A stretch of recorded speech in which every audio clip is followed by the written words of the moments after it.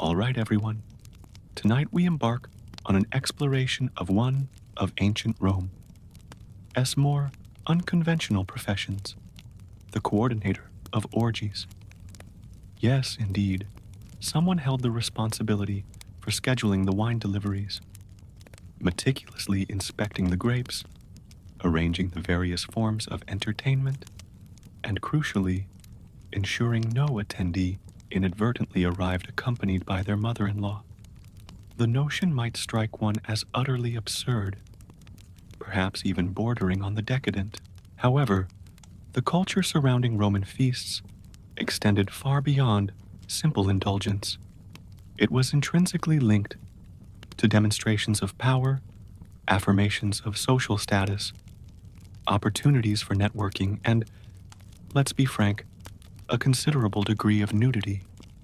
So, before you get too comfortable in your seat, please take a brief moment to click the like button for this video and subscribe to the channel, but only if you genuinely find value in the content presented here. Additionally, I invite you to share in the comments section where you are tuning in from and the current time in your specific location. It remains a constant source of fascination to observe the diverse global audience joining us for these discussions. Now, let's dim the ambient lighting, perhaps activate a fan to provide that gentle, soothing background hum, and together, let us gently ease into the narrative journey planned for this evening. Your eyes snap open considerably before the sun has risen.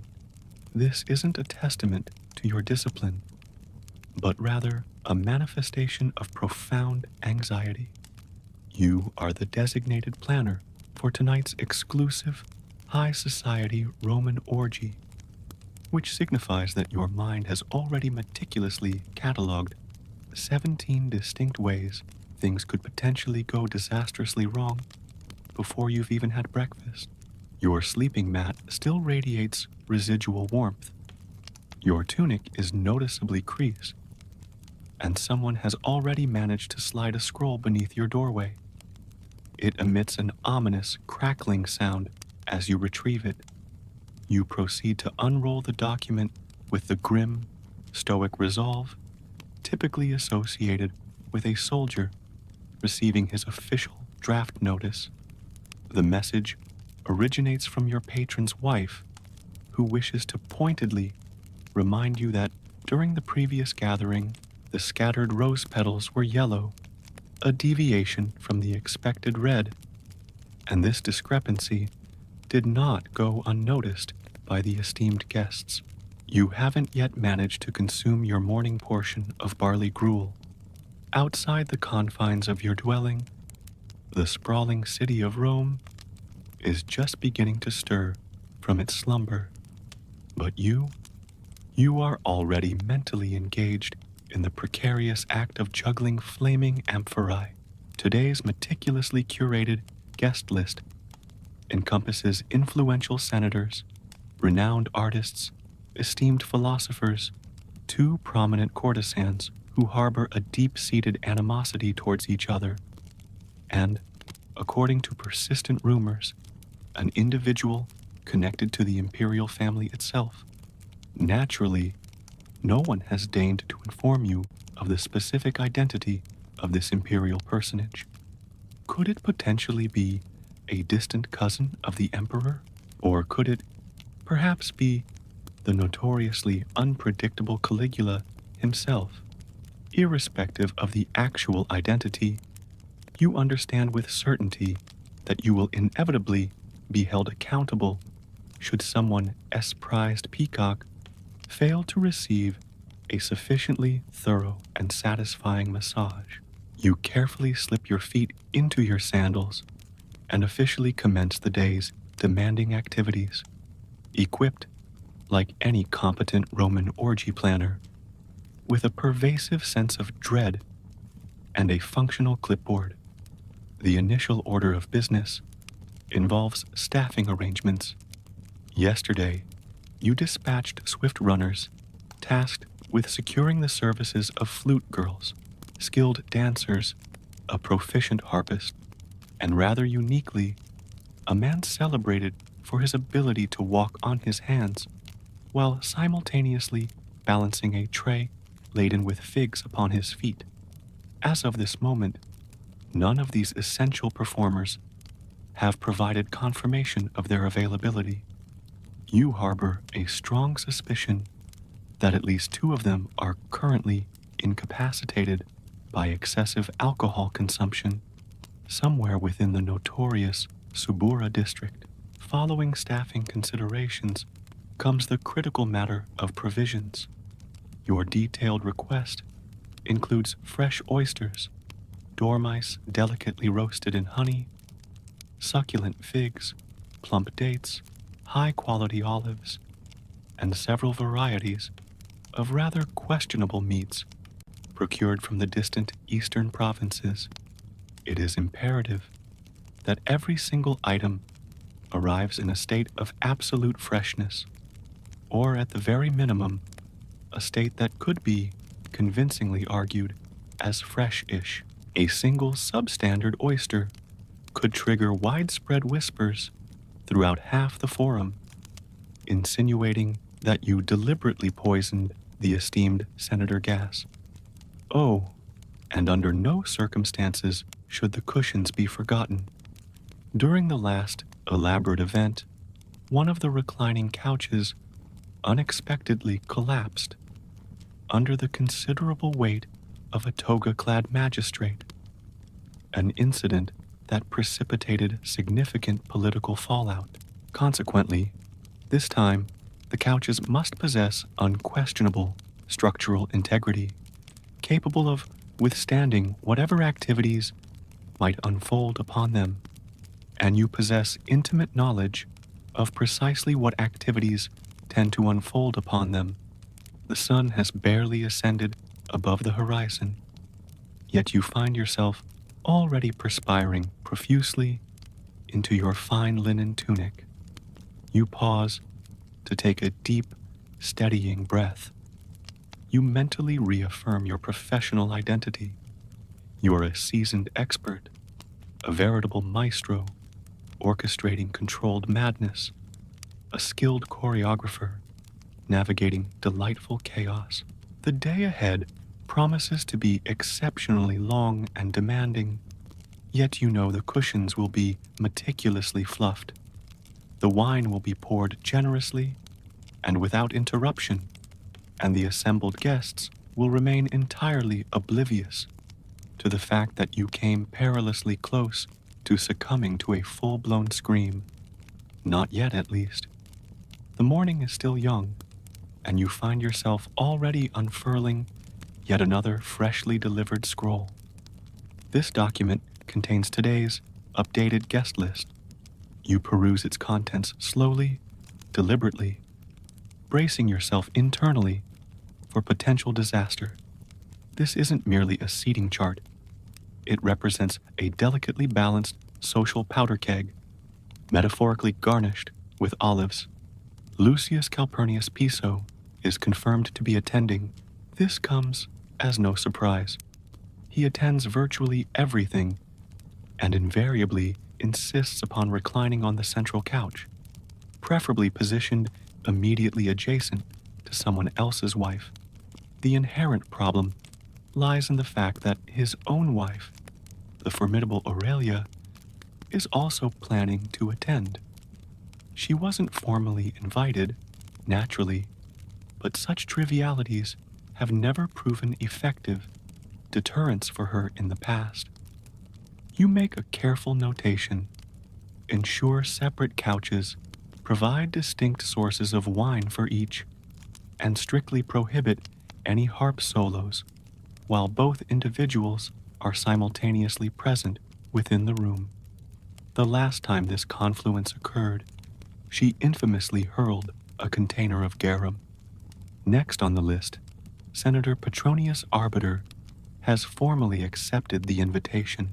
He is known as a man of considerable wit, yet also a dangerous individual, renowned for his sharp tongue. which is not always employed in a purely poetic fashion. You recognize the necessity of seating him at a significant distance from Junius Blasis, whose poetic compositions Petronius once caustically described as resembling a slow death meticulously rendered in meter. Then, your eyes catch a particularly vague entry, Decianus, accompanied by two unnamed guests. The sheer ambiguity of this notation is frankly offensive. Could these unnamed individuals be respected clients, or perhaps gladiators?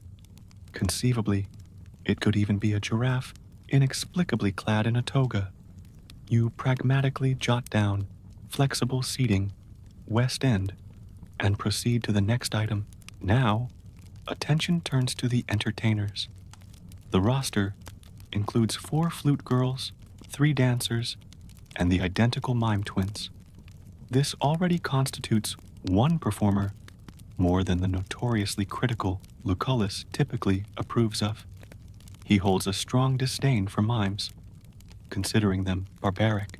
His current mistress, however, finds them utterly delightful, and Lucullus deems his mistress's approval absolutely critical to maintaining his social reputation. The guest list transcends being a simple compilation of names. It functions as a living, breathing map illustrating the intricate web of ancient Roman social tensions, politics, power dynamics, simmering lust, long-standing family feuds, and deeply rooted vendettas are all scheduled to recline together upon silk-covered couches, partaking from the same communal bowl of wine. And then, of course, there exists the ever-present genuine terror, the possibility of someone important attending who was not formally invited. You can already vividly imagine the ensuing whispered accusations. It was undoubtedly intentional, they'll murmur. A calculated public insult. I shall never again grant him the privilege of using my bath slaves. You carefully roll up the current scroll. You immediately procure a new one. You begin sketching arrows, adding cautionary warnings, circling specific names.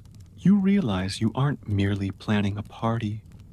You're actively managing a live diplomatic simulation, heavily seasoned with aphrodisiacs and roasted dormice.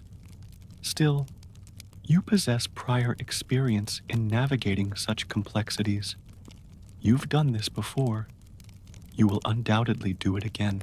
You simply harbor the fervent hope that this time no one resorts to stabbing another guest over disputes concerning couch placement, unlike the unfortunate incident last spring. With the guest list now finalized, or at least sufficiently stable to prevent immediate implosion, it is time to confront the next impending crisis. Provisioning. Organizing a Roman orgy involves far more than simply pouring wine and lighting torches. It necessitates the meticulous curation of a menu so extraordinarily decadent that it would make the gods themselves feel comparatively underdressed. Your current provision list already spans 3 separate wax tablets. Let's commence with the fundamental necessities. Wine. Not just any ordinary wine, mind you. It must be Falernian, properly aged, and sufficiently expensive to elicit a visible wince from your sponsoring patron. You duly note 3 amphorae of Falernian, 2 amphorae of Cacuban, primarily for ostentatious display, 1 amphora of vinegar, specifically reserved for serving to those guests who arrive conspicuously late. Next item, oysters, imported fresh directly from Baiae. They absolutely must be alive upon arrival, or at the very least, possess a convincingly moist appearance. You dispatch a pointed note to the seafood vendor, firmly reminding him that during the previous event, half the delivered oysters were already deceased, prompting one particularly superstitious guest to declare it a dire omen. The vendor is reportedly still recovering from the repercussions. Then, there are the honey-roasted dormice, a quintessential staple of Roman decadence. These delicacies are typically rolled in poppy seeds and generously dipped in honey. They must be plump and succulent, not disappointingly stringy. You formally request 50. You realistically anticipate receiving approximately 35. Half of those will likely still exhibit faint signs of twitching upon delivery. You proceed to add roasted peacock, stuffed sow's udder, dates imported from Judea, figs sourced from Carthage, and cheese meticulously wrapped in fresh vine leaves to the ever-expanding list. You also scribble down a crucial reminder: absolutely no garum-related accidents near the bread supply this time. The anchovy-scented rolls served at the last event nearly incited a full-scale riot among the attendees. For the dessert course, you will require an assortment of candied nuts, rich almond cakes, and some form of visually stunning spectacle. Perhaps a large cake meticulously sculpted into the shape of the Colosseum, ingeniously filled with live songbirds intended to burst forth dramatically upon cutting. You decide to postpone figuring out the complex baking logistics until later.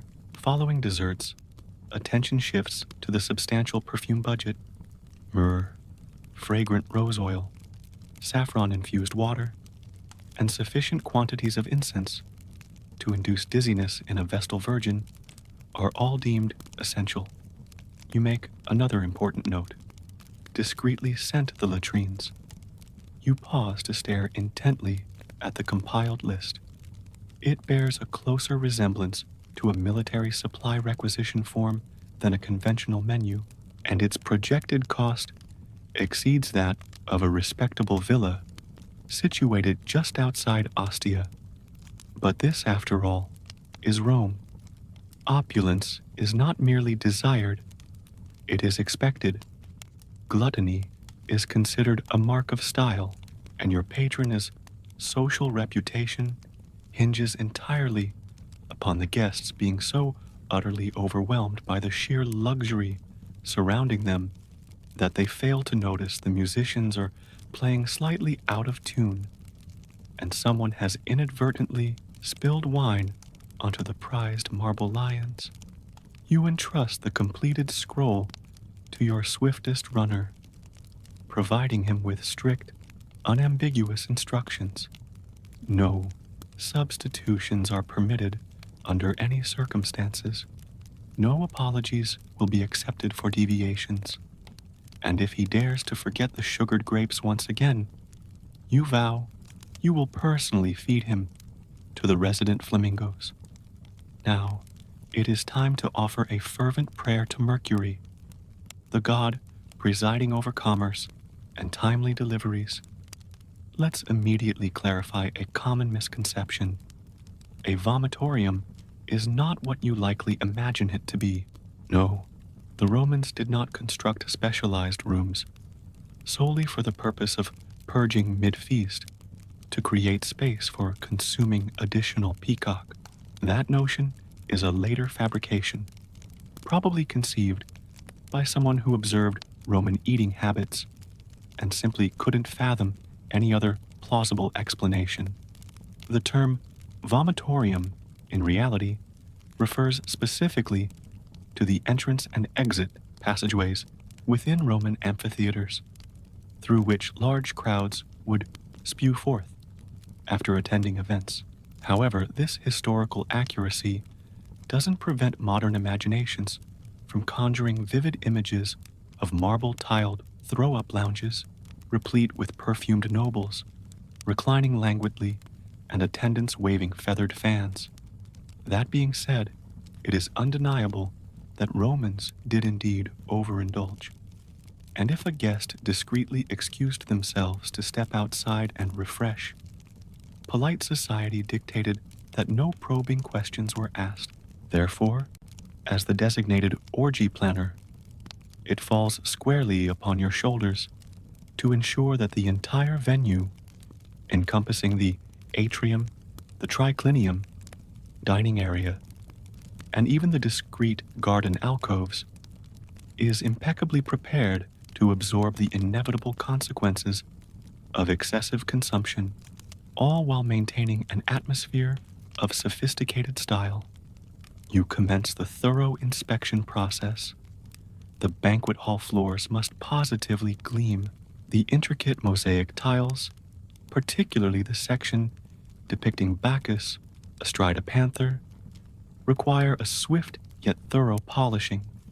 You personally take it upon yourself to remove a stray grape stem found lodged within the grout, a remnant from last week's gathering. You possess exacting standards. The latrines have been meticulously cleaned, appropriately perfumed, and fully stocked with fresh sponges affixed to sticks. The supply of lemon vinegar used for cleansing has been replenished. A single candle burns gently near the doorway, serving not primarily as illumination, but as a subtle marker of dignity. Venturing out into the courtyard, you meticulously double-check the fountain basins. Guests exhibit a notorious habit of reclining excessively far and consequently toppling into the water after consuming their fifth goblet of wine. During the previous event, a general's wife narrowly avoided drowning in the koi pond. You have subsequently taken the prudent measure of removing the koi.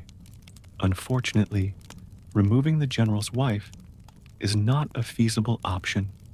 You proceed through the dedicated perfume room, where various oils and salves are artfully arranged, resembling an apothecary specifically curated for indulgence. Rose, cinnamon, myrrh. The air is thick with exotic scents. You sample one potent concoction, and your wrist instantly smells like a fragrant love letter addressed to Venus herself. Perfect. Next, you move on to inspect the vomitorium myth room. In actuality, this is merely a quiet hallway, discreetly concealed by a curtain, furnished with a single chair, a polished bronze basin, and attended by a polite slave, stationed nearby with a fan. It isn't referred to by that name. Naturally, it is formally designated as the retreat, but its intended purpose is universally understood, and it too must absolutely sparkle, clean, pleasantly scented, and undeniably luxurious, regardless of how excessively indulgent proceedings become tonight. No guest shall depart this party feeling remotely undignified. Should they find the need to purge, they will do so surrounded by gleaming, polished marble and tasteful murals depicting playful satyrs. That is your solemn promise. It is now mid-morning, and the time has arrived for the most delicate and potentially volatile aspect of your multifaceted job. This involves not the selection of fine wines, nor the intricate management of noble egos, but rather addressing the assembled staff. A Roman feast of this considerable magnitude necessitates people, a great many people, and it is a safe assumption that none of them awoke today harboring fervent hopes of becoming integral components of yet another nobleman as indulgent, feverish dream. You gather the entire team within the spacious atrium. 23 individuals stand before you, each assigned a specific role. The majority are slaves.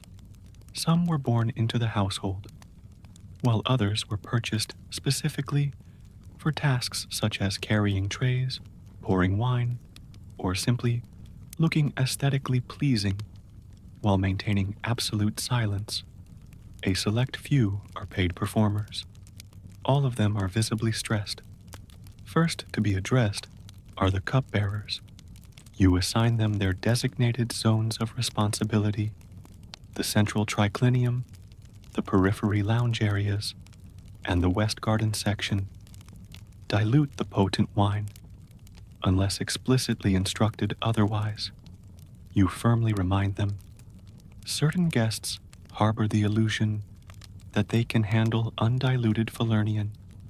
They demonstrably cannot. The fan bearers are summoned next. Their role is of crucial importance.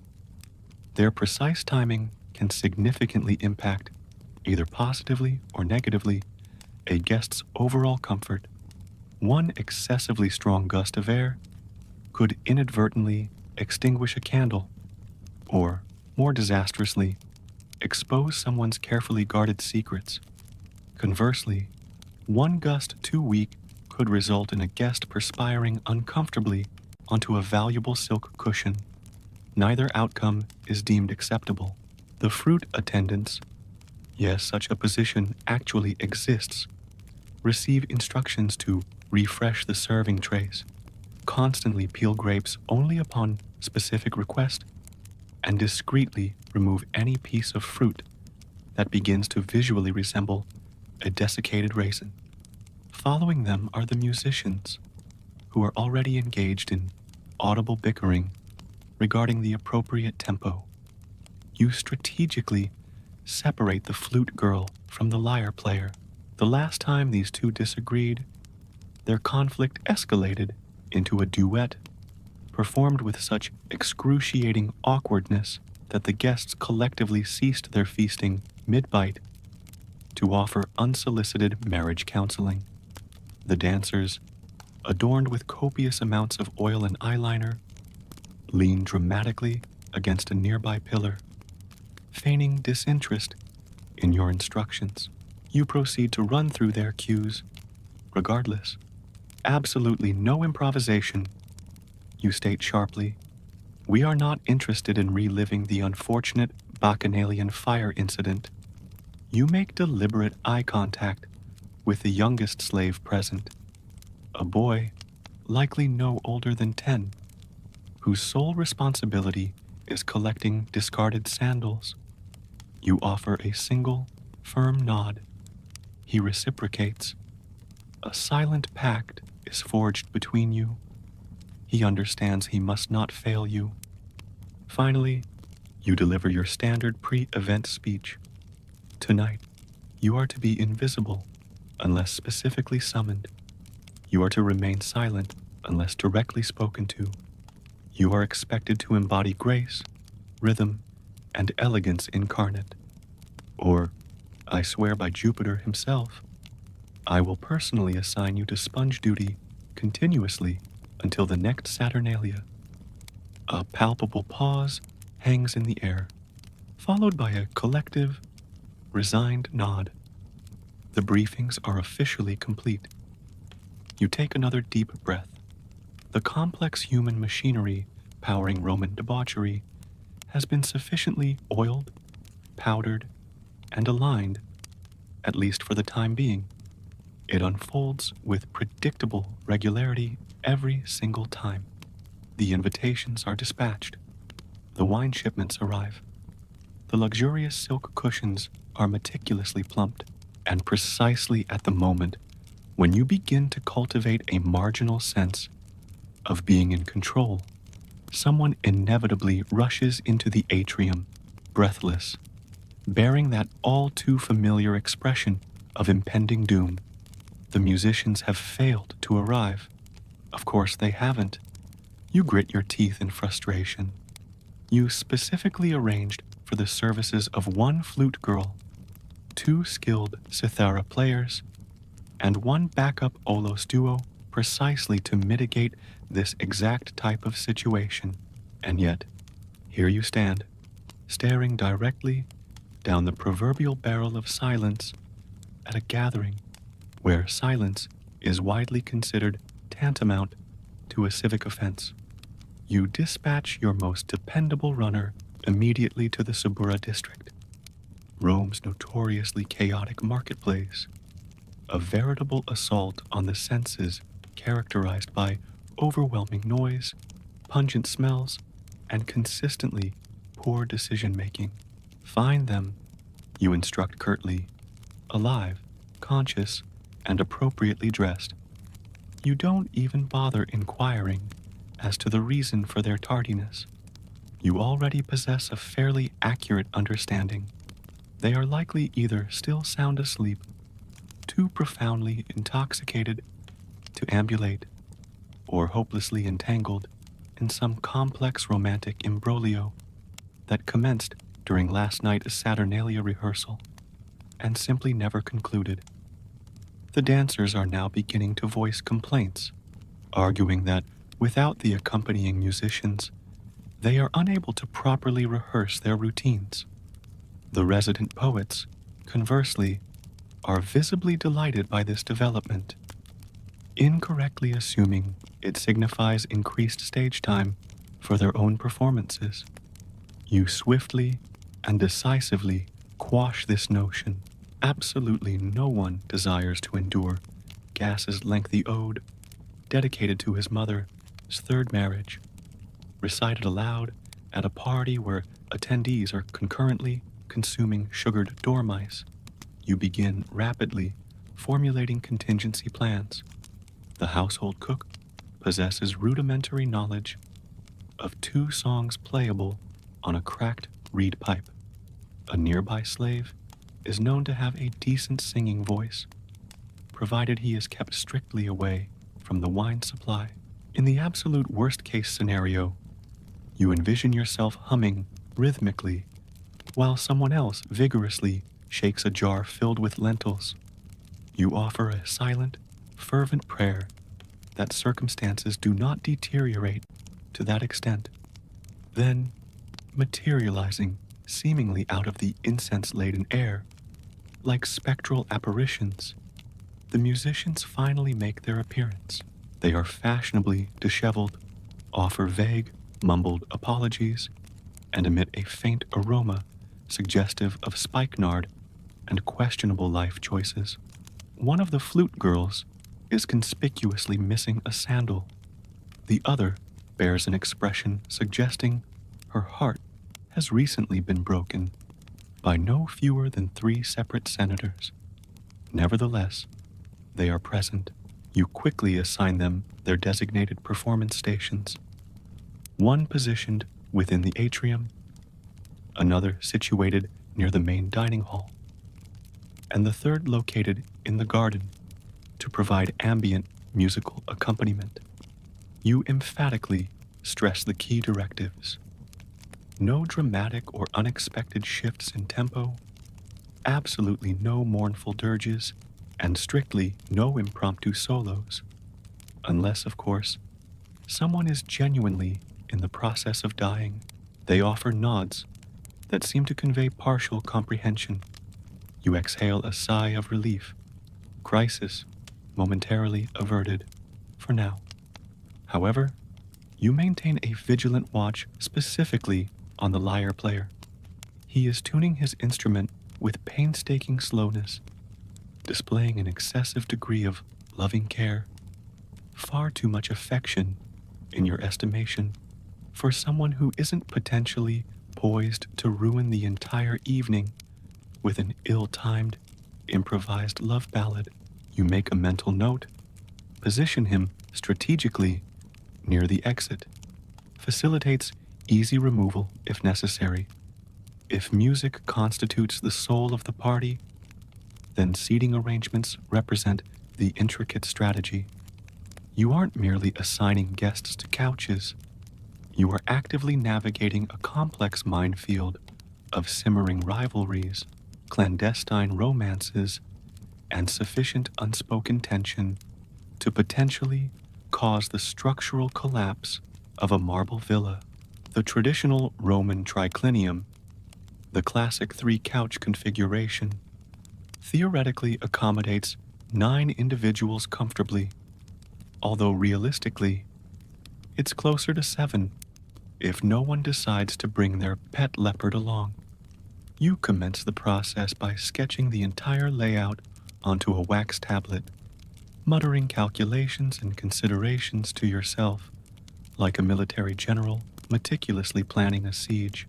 The central couch, naturally, is reserved for demonstrations of status. The summus locus, the designated place of highest honor, is traditionally allocated to the guest possessing the most elevated rank. Unfortunately, on this occasion, two separate individuals firmly believe they are entitled to that specific position. Senator Piso and Governor Crispus both assert their claim to the title based on birthright, advantageous marriage, and sheer, unwavering self-confidence. You will ultimately need to make the delicate decision regarding who receives the premier spot and who, perhaps, receives wine that has been subtly, mildly poisoned. You must also strategically position known lovers near one another, yet not excessively close, unless, of course, they happen to be ex-lovers, in which case they must be separated by the physical barrier of an entire bowl of olives and the social buffer of someone charming yet profoundly boring situated directly between them. Then there are the essential seat fillers, individuals who are generally charming but ultimately forgettable citizens whose primary function is to maintain social equilibrium. You strategically place a wealthy equestrian adjacent to a particularly dramatic poet, intending for the former to absorb the latter's inevitable impact. The equestrian likely won't comprehend the nuances of the poetry, and the poet will undoubtedly relish the undivided attention. It represents a mutually beneficial, symbiotic arrangement. You assign the courtesans to strategically significant locations near guests perceived as lonely, exceptionally wealthy, or recently divorced. You also deliberately assign two of them to the less desirable west side. This decision isn't based on any practical necessity, but rather because you know it will subtly irritate Aurelia, and she requires something concrete to complain about other than the precise temperature of the wine. Naturally, you must also leave ample room for inherent unpredictability. Someone will inevitably arrive uninvited. Someone else will deliberately switch seats as a form of social statement. Someone is guaranteed to spill wine and subsequently demand a complete reshuffling of the seating arrangements. You prudently leave a few cushions unoccupied just in case. The seating chart isn't merely a plan, it's a preemptive strike against social catastrophe. You step back, review your intricate diagram, and offer another silent prayer, this time to Juno, goddess of marriage, hoping she possesses a sense of humor regarding Piso and Aurelia. The afternoon sun beats down relentlessly on the marble courtyard. The air shimmers with heat, anticipation, and the faint, lingering scent of anxiety. Mostly yours. It's time for the final, meticulous inspection before the guests begin their arrival. Every detail, no matter how seemingly insignificant, must be perfect, or, at the very least, convincingly perfect adjacent. You begin in the triclinium, the main dining area. The couches, now reinforced following last month's unfortunate magistrate incident, are draped in fresh, vibrant silks imported from the East. The cushions have been plumped to an almost comical degree. You personally test one, sinking into its luxurious depths. Satisfactory. The low tables beside the couches gleam, polished to a mirror finish. Each setting includes a silver goblet, a small dish for discarded bones, a necessity when dealing with roasted dormice, and a freshly laundered napkin. You adjust one slightly askew goblet with obsessive precision, The lighting is crucial. Oil lamps filled with fragrant, high-quality olive oil are strategically positioned throughout the room. Their wicks are trimmed, ready to cast a warm, flattering glow as dusk descends. You instruct a nearby slave to ensure they are lit precisely 1 hour before the first guest is expected. Moving towards the kitchens, the aroma of roasting meats and exotic spices fills the air. The head cook, a notoriously temperamental Gaul with a surprising talent for intricate pastry work, nods curtly as you enter. You inspect the simmering sauces, the trays of glistening oysters nestled on beds of crushed ice, and the rows of honey-glazed dormice awaiting their final roasting. Everything appears to be proceeding according to plan, though you make a mental note to keep the cook well supplied with wine throughout the evening to maintain his fragile equilibrium. Next, you proceed to the gardens. The pathways have been swept clean. The fountains burble melodiously, and the air is thick with the scent of blooming jasmine and roses, red ones this time. Hidden alcoves, intended for private conversations or perhaps more intimate encounters, are discreetly furnished with additional cushions and strategically placed bowls of fruit and wine. You ensure the musicians assigned to the garden understand their role is to provide subtle ambiance, not a full-blown concert. Finally, you return to the atrium, the main reception area.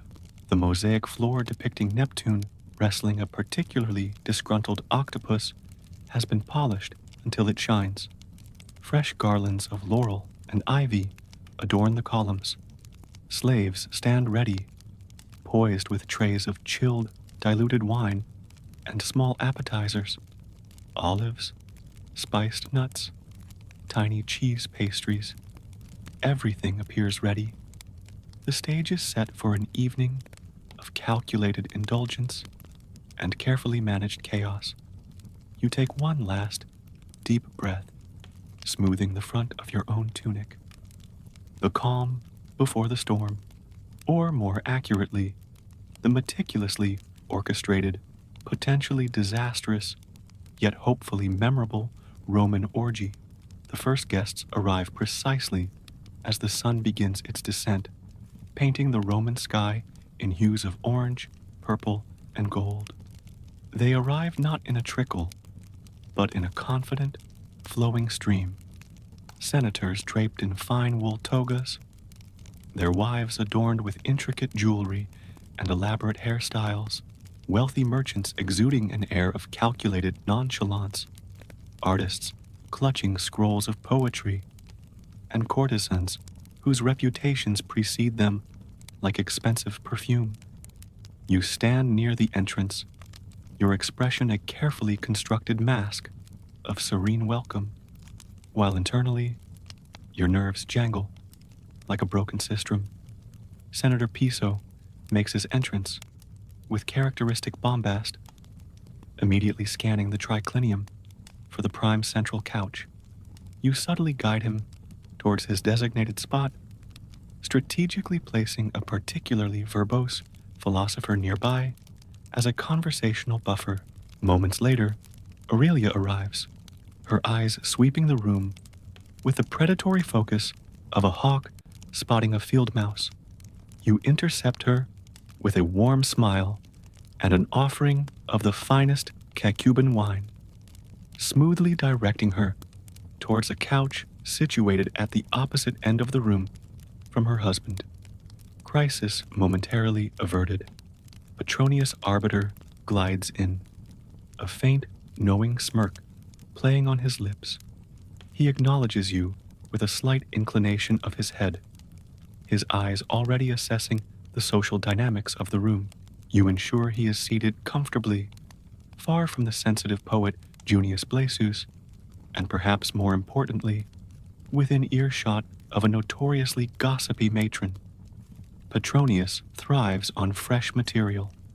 The unnamed guests accompanying Decianus turn out to be neither gladiators nor giraffes, but rather two somewhat bewildered-looking spice merchants from Alexandria. You seat them in the flexible West End, hoping they enjoy the mime twins. As the triclinium fills, the air grows thick with conversation, laughter, and the clinking of goblets. Slaves move silently and efficiently through the crowd, refilling wine cups, offering delicacies, and removing discarded items with practiced discretion. The musicians begin to play, the flute weaving delicate melodies, the lyre providing a gentle, rhythmic pulse. The harpist, thankfully, refrains from any solos, while Piso and Aurelia are both present.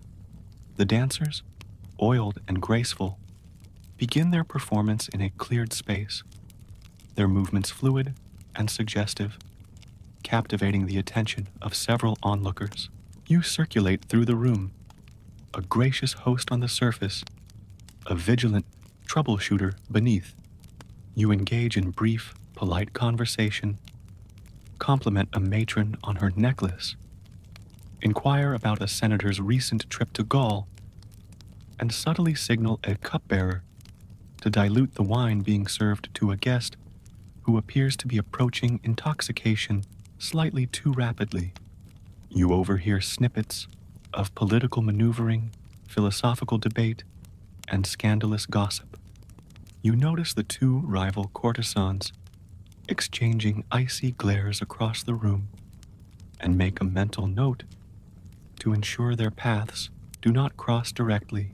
The aroma of roasted peacock begins to waft from the kitchens, signaling the imminent commencement of the main feast. The initial phase of the evening, the delicate convergence of personalities, and the establishment of the social atmosphere, appears to have unfolded without major incident. The powder keg, for now, remains unlit. But the night is still young, the wine is flowing freely, and Roman elites, when gathered in such numbers, possess an almost supernatural talent for generating unexpected drama. Your vigilance cannot waver. The performance has only just begun. The feast commences in earnest. Massive platters laden with culinary extravagance are carried into the triclinium by teams of slaves. The centerpiece is the roasted peacock, its iridescent feathers artfully rearranged, presented with a flourish that elicits gasps of admiration. Alongside it are platters piled high with honey-glazed dormice, glistening oysters on beds of snow, sow's udder stuffed with spiced meats, dates swimming in honey, figs bursting with ripeness, and intricate constructions of cheese and fruit. The sheer opulence is overwhelming. Precisely as intended, guests recline on their couches, reaching languidly for the delicacies offered. Conversation flows as freely as the Falernian wine, though the topics shift subtly from political intrigue to more personal, often scandalous matters. Laughter erupts periodically, sometimes genuine, sometimes strategically deployed. Petronius Arbiter holds court on his couch, regaling his neighbors with witty anecdotes that likely contain more barbs than compliments. Senator Piso, temporarily placated by the proximity of an attractive young matron, not his wife, focuses his attention on the roasted dormice, consuming them with gusto. Aurelia, meanwhile, engages in a pointedly loud conversation about the declining quality of imported silk, ensuring her voice carries across the room. You continue your rounds, overseeing the seamless flow of food and wine, ensuring goblets are never empty, and discreetly managing minor mishaps. A slave deftly mops up a small wine spill before it can stain the mosaic floor. Another quietly removes a guest who appears to have fallen asleep face first into a bowl of figs. You notice the lyre player beginning to strum a melody, that sounds suspiciously like a lament for lost love, and quickly dispatch a supervisor to gently redirect his musical choices. The atmosphere grows warmer, looser, fueled by the rich food and potent wine. Inhibitions begin to fray at the edges. A philosopher attempts to engage a courtesan in a debate about the nature of virtue, seemingly oblivious to her complete lack of interest. Two senators, previously engaged in heated political discourse, now appear to be comparing signet rings with surprising intensity. The dancer's movements become bolder, more overtly sensual, drawing appreciative glances and murmured comments. You remain watchful, anticipating potential flashpoints. The rival courtesans are still maintaining a careful distance, but their glares have intensified. Junius Blasius, the sensitive poet, looks increasingly morose, possibly because no one has yet asked him to recite. You make a mental note to perhaps suggest a brief, non-controversial recitation later, provided Petronius is otherwise occupied. The visual spectacle arrives, the cake shaped like the Colosseum. As it's presented, a hush falls over the room. The head cook, beaming with pride, makes the first ceremonial cut, and as predicted, live songbirds flutter out, eliciting a mixture of delight and surprise from the assembled guests. A calculated risk, successfully executed, the feast progresses, a symphony of consumption and conversation. Excess is the theme, indulgence the expectation. Yet, beneath the veneer of decadent celebration, the intricate social maneuvering continues unabated. Alliances are subtly forged, rivals discreetly undermined, reputations carefully burnished or subtly tarnished. It is a performance as complex and demanding as any theatrical production. And you, the planner, are the unseen director, ensuring the narrative unfolds according to script, even as the actors constantly threaten to improvise. The night deepens, but your work is far from over. The most unpredictable acts are often yet to come. As the hours wear on and the wine continues its relentless flow, the carefully constructed facade of Roman decorum begins to crumble, revealing the more primal currents beneath. The atmosphere shifts from sophisticated revelry towards something more unrestrained, more authentically Dionysian. Laughter becomes louder, conversations more boisterous and less guarded. Gestures grow broader, inhibitions dissolve like sugar in wine. Reclining guests shift positions, forming new, often unexpected, conversational clusters. A previously reserved matron is now engaged in a surprisingly animated discussion with one of the mime twins. Senator Piso, having consumed a significant quantity of both dormice and Falernian, attempts a clumsy embrace with the matron reclining beside him. She deftly deflects his advance with a practiced ease that suggests this is not her first encounter with senatorial overreach. You observe this minor drama unfold from a discreet distance, ready to intervene if necessary, but allowing the social ecosystem to regulate itself for the moment. The musicians, perhaps sensing the shift in mood, or simply succumbing to the general atmosphere and the wine offered by grateful guests, begin to play with a wilder, more insistent rhythm. The flute trills with abandon, the lyre pulses with a driving beat, and even the backup aulos players seem infused with a newfound energy. The dancers respond in kind, their movements becoming less choreographed, more improvisational, their bodies weaving sensuously through the spaces between the couches. Several guests, emboldened by the music and the wine, rise unsteadily to join them, their attempts at dancing ranging from surprisingly graceful to hilariously inept. You notice Junius Blasus, the poet, finally seizing his moment. He stands, somewhat unsteadily, and begins to recite one of his own compositions, an ode, it seems, to the tragic beauty of a wilting flower. Fortunately, Petronius Arbiter is deeply engrossed in a whispered conversation with Decianus, and fails to notice, sparing the room another potentially scathing critique. The recitation is met with polite, if somewhat distracted, applause.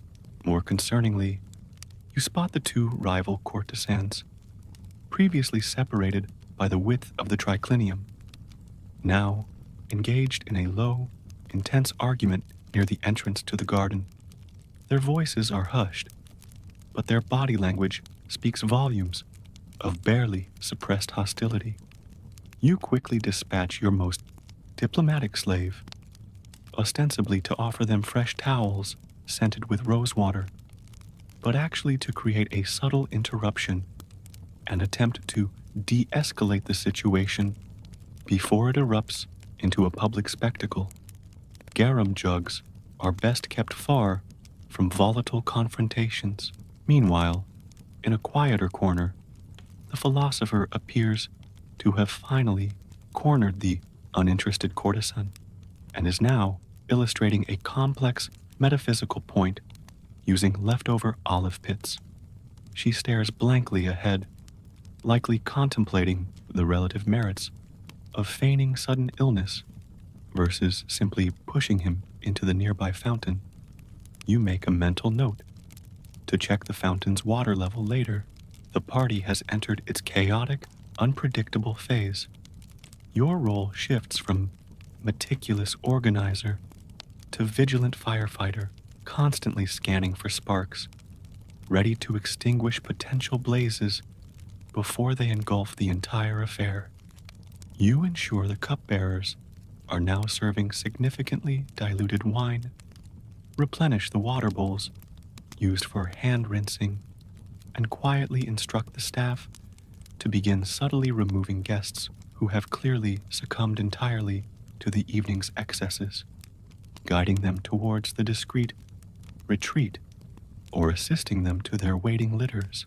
The air is thick with perfume, spilled wine, loud opinions, and the undeniable energy of human beings shedding their public personas. It is a precarious balancing act between ecstasy and disaster. Maintaining control now requires intuition, rapid response, and a profound understanding of the delicate interplay between Roman egos and alcohol. The night is far from over, and the potential for catastrophe remains ever present. The final hours of the orgy descend into a hazy, decadent blur. The initial structure has dissolved completely, replaced by pockets of intense conversation, languid repose, and occasional bursts of unrestrained revelry. Some guests have departed, carried away in litters by weary slaves. Others remain, sprawled on couches, lost in wine-fueled contemplation, or engaged in hushed, intimate exchanges in the moonlit garden alcoves. The musicians play on, their melodies now softer, more melancholic, a soundtrack for the winding down of excess. The dancers have ceased their performances, now mingling quietly with the remaining guests or resting in the shadows. The remnants of the feast, picked over platters, overturned goblets, scattered olive pits, bear silent witness to the earlier gluttony.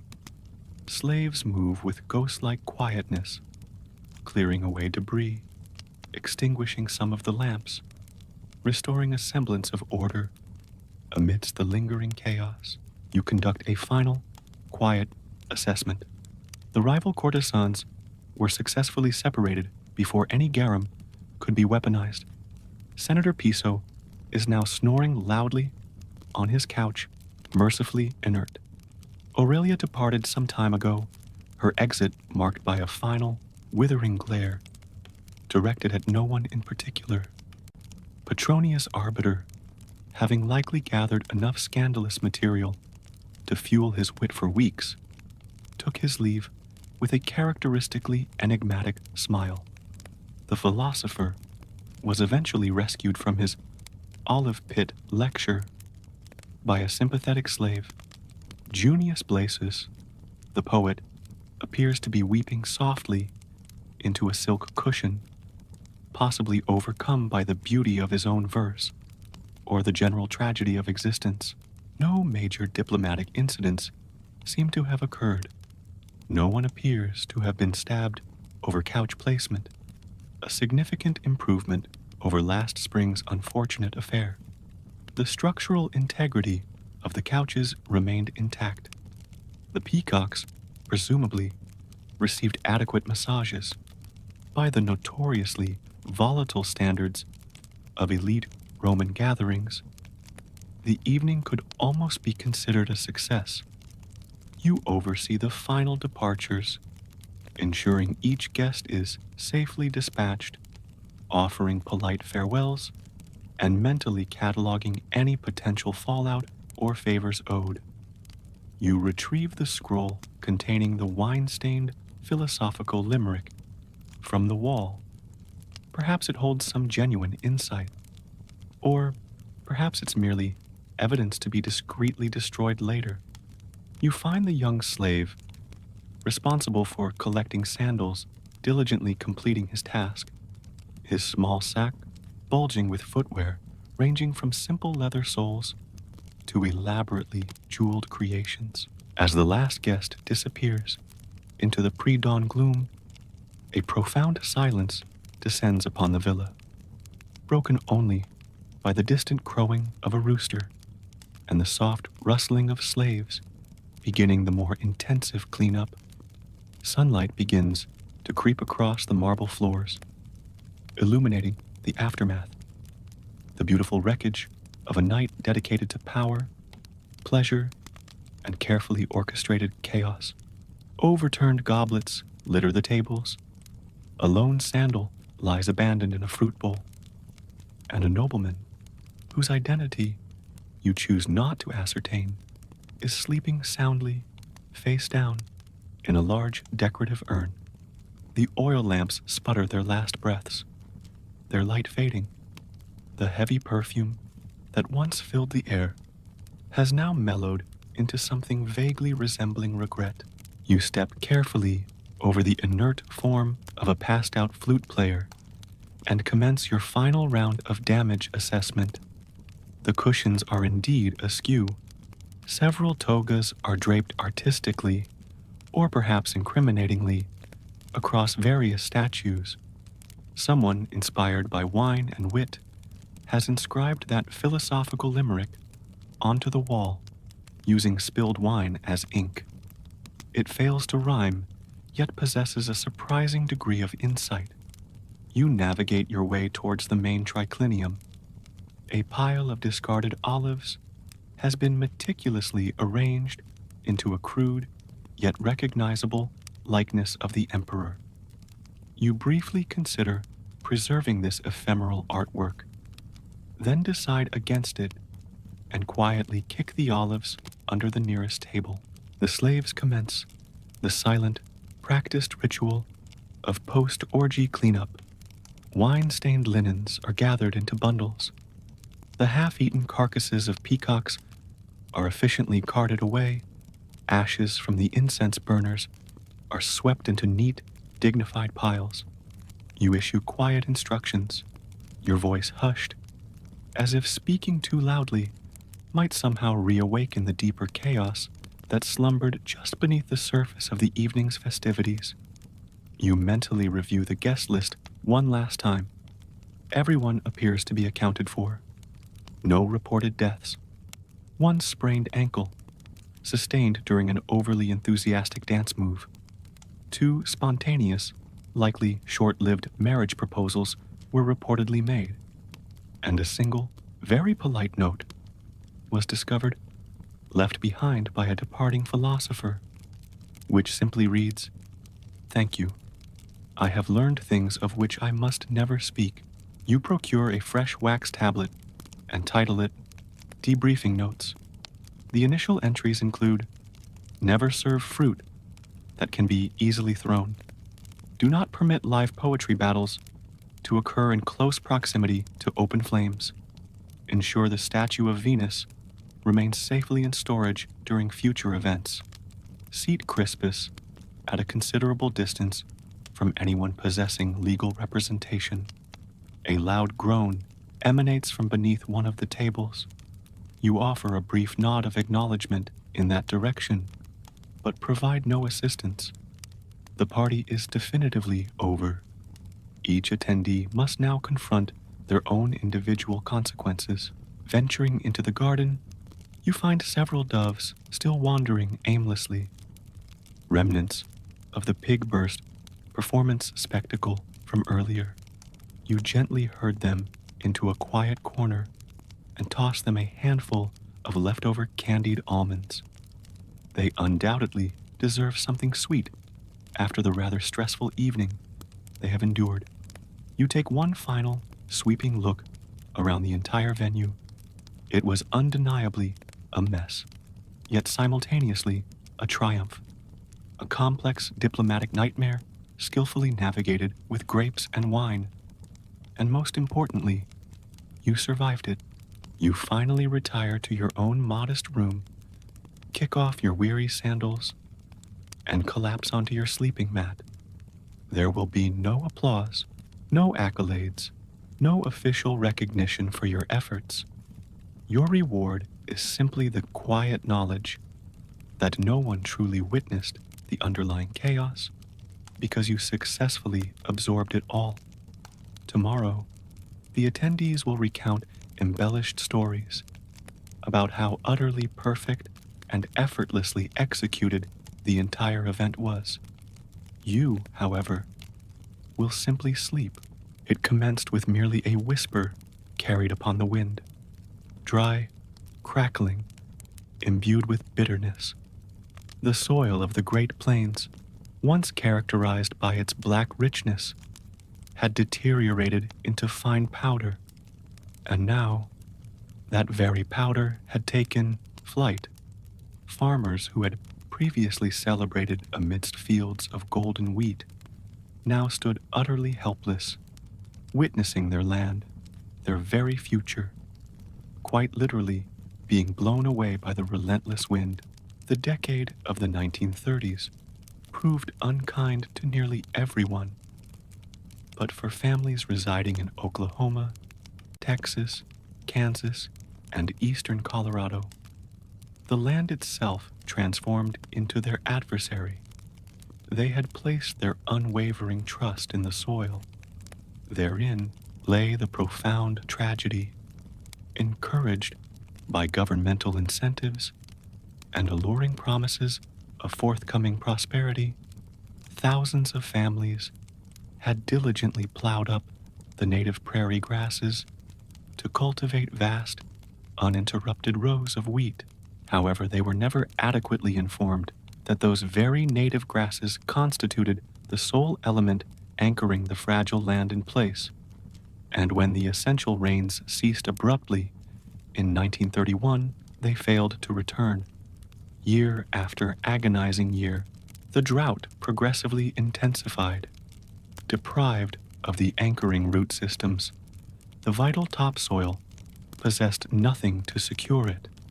It began to lift inexorably, carried away by the prevailing winds in ever-thickening, ominous clouds. The dust storms materialized with terrifying suddenness. One moment, the sky would be a clear, reassuring blue. The next, it would plunge into an impenetrable blackness, as if night had prematurely descended in the middle of the day. Immense walls of dust, towering hundreds of feet high, completely engulfed entire towns. Livestock succumbed to suffocation. Automobiles stalled, rendered immobile, children began developing a debilitating condition known as dust pneumonia. Mothers desperately attempted to seal windows using damp towels and diligently stuffed newspapers into every conceivable crack around doors. Yet, despite these efforts, the insidious dust inevitably crept inwards, coating dishes, furniture, and most alarmingly, human lungs. People gradually began referring to this devastating phenomenon as the Dust Bowl. On April 14th, 1935, a date forever seared into collective memory as Black Sunday, a dust storm of such colossal magnitude swept across the plains that numerous individuals genuinely believed the world was approaching its end. A preacher in Oklahoma reportedly instructed his congregation to return to their homes and prepare themselves for divine judgment. That particular storm extended for over 200 miles, completely blotting out the sun and transforming daylight into profound darkness for thousands of affected residents. And accompanying this cataclysmic event came a stark, unavoidable realization: they could no longer remain. The soil was irrevocably gone. The crops had utterly failed. The livestock were rapidly dying. Children were distressingly coughing up dirt. What had once represented a land brimming with hope had tragically devolved into a veritable graveyard of shattered dreams. And so, utilizing battered pickup trucks and dilapidated jalopies, held together precariously with wire, with every single worldly possession they owned strapped securely to the roofs, families resolutely turned their course westward, towards the distant promise of California, towards the fundamental necessity of survival, towards something, anything, perceived as better than their current desolate reality. They possessed no knowledge as yet regarding what awaited them on the other side of their arduous journey, but they knew with absolute certainty what they were fleeing from, and it was relentlessly gaining on them. The westward road was certainly not paved with shimmering gold. Rather, it was paved with raw, unadulterated desperation. As the devastating Dust Bowl continued its relentless ravaging of the plains, an exodus unlike any other previously witnessed in American history commenced. Families crammed themselves into rickety Ford and Chevrolet automobiles, often burdened with 4 flat tires and significantly more children than available seats. Everything they possessed, mattresses, essential kettles, washboards, cherished family heirlooms, was securely lashed down with lengths of sturdy rope. Their ultimate destination represented a distant, idealized dream: California. Route 66 rapidly became the primary artery facilitating this mass escape. It stretched geographically from the heart of the Dust Bowl states all the way to the Pacific Ocean, meandering through the landscapes of New Mexico, Arizona, and eventually leading into California's fertile Central Valley. For a great many of these displaced individuals, it represented far more than just a physical road. It symbolized a vital lifeline. Towns situated along this critical route swelled dramatically with the influx of migrants. Makeshift camps spontaneously sprang up in the vicinity of gas stations, and any designated rest stop, equipped with running water, swiftly transformed into a temporary, overcrowded home. They arrived in staggering numbers, by the thousands. An estimated 2.5 million people ultimately fled the Southern Plains region during the tumultuous decade of the 1930s. The vast majority of these migrants consisted of small-time farmers, struggling sharecroppers, and agricultural field hands. They left behind unpayable mortgages, fields they could no longer salvage, and homes that had become utterly uninhabitable. Many among them never cast a backward glance. Others wept openly as they crossed the official state line, marking their departure from all they had ever known. However, California proved not to be the idyllic promised land they had fervently imagined. Newspaper advertisements had prominently promised abundant farm jobs and lush, productive fields. But the harsh reality they encountered upon arrival was far more severe. By the time most migrants finally reached California, the crippling effects of the Great Depression had already effectively choked off a significant portion of the state's economy. Work opportunities were exceedingly scarce, and the wages offered were often lower than what was required for basic survival. At the state border, officers of the California Highway Patrol began systematically turning people away if they appeared excessively impoverished, derogatorily nicknamed Okies, regardless of whether they actually originated from Oklahoma. These desperate migrants were viewed with considerable suspicion and often met with outright, undisguised hostility. Local residents harbored deep-seated fears that the newcomers would inevitably bring crime, disease, or perhaps even worse in their view, unwelcome competition for the already severely limited available jobs. Still, despite these formidable obstacles, the determined travelers pressed onward within makeshift encampments commonly referred to as Hoovervilles, named ironically after President Hoover, whom many held directly responsible for their dire plight. They slept exposed under rudimentary tarps and flimsy cardboard shelters. Out in the agricultural fields, they diligently picked whatever crop was currently in season: peaches, grapes, cotton. Their children labored tirelessly beside them, frequently enduring the blazing heat of the California sun. A full day's arduous labor might yield enough earnings to purchase a small loaf of bread, perhaps supplemented with some basic beans.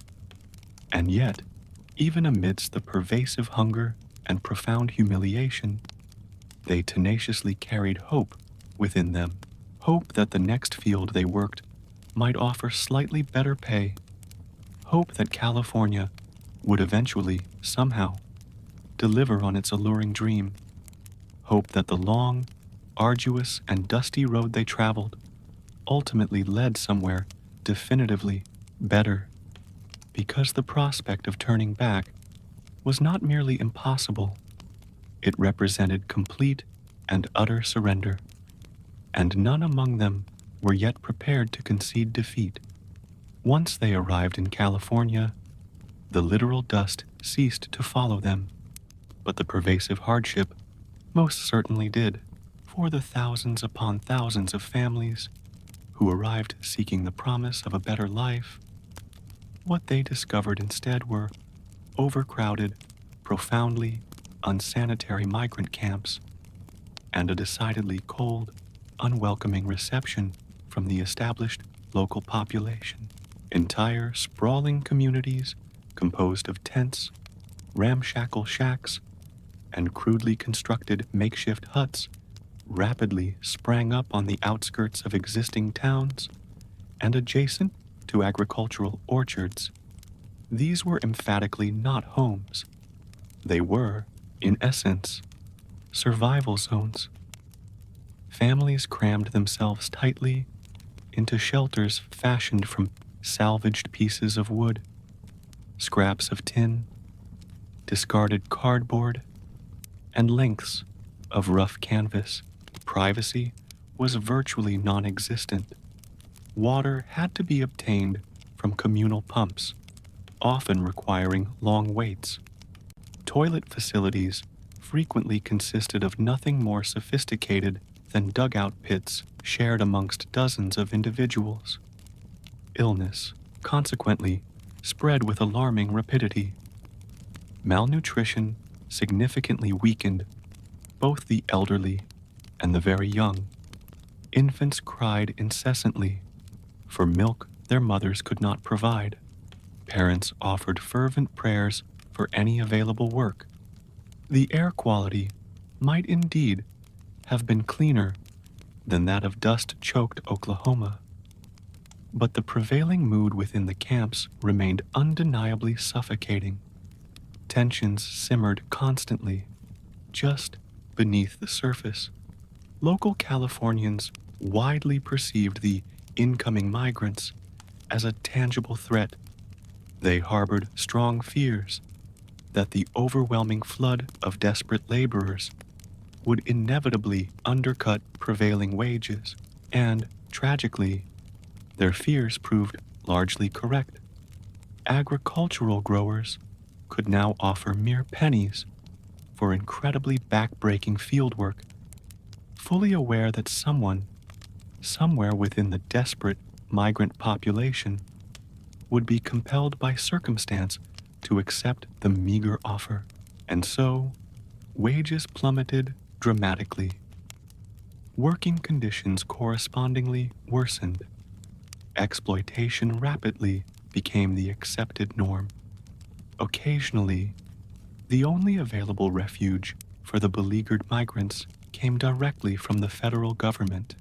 The Farm Security Administration, FSA, a New Deal agency, established a limited number of government-run labor camps, such as the notable one located in Arvin, California.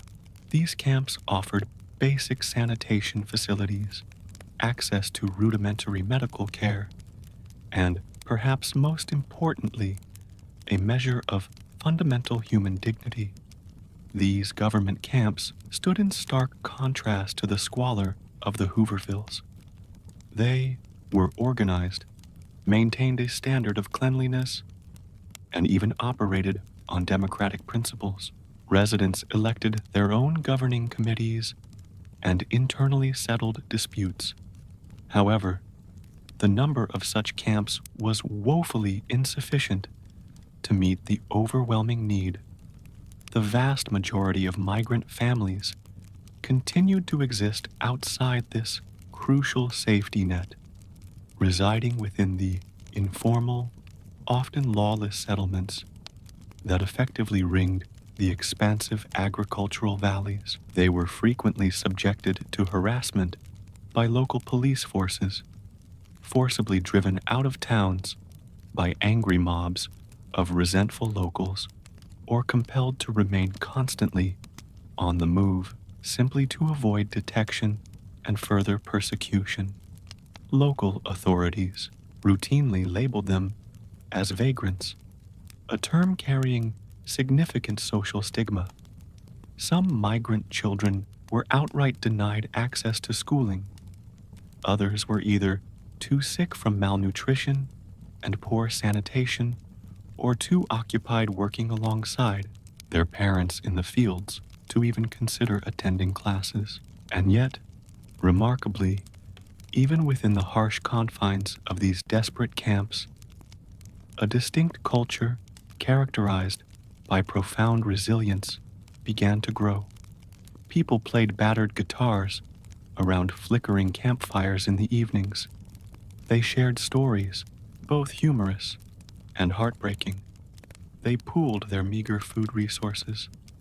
They sang together songs like Woody Guthrie's Hard Traveling and Do Re Mi, provided a powerful voice for their collective pain and their unwavering perseverance.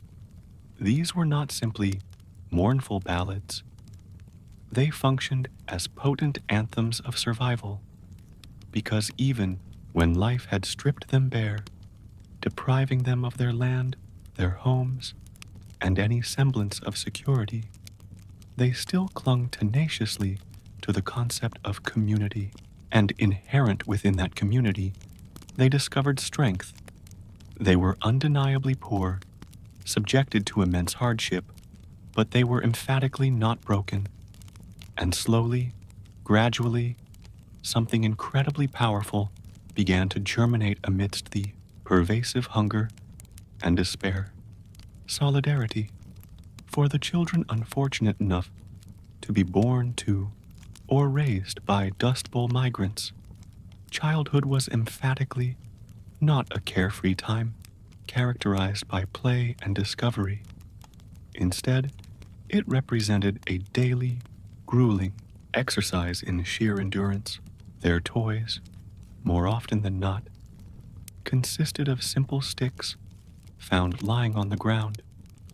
Their games were played out in dusty, barren lots, situated beside the makeshift roadside camps that served as their temporary homes, and their classrooms were invariably the vast, sun-scorched fields where crops were cultivated and harvested. The Great Depression had already placed immense strain upon America's youth population as a whole. But for these specific children, poverty arrived interwoven with an additional, heavy layer of literal dust and profound displacement. They were not shielded or protected from the ongoing struggle. They were intrinsically part of it.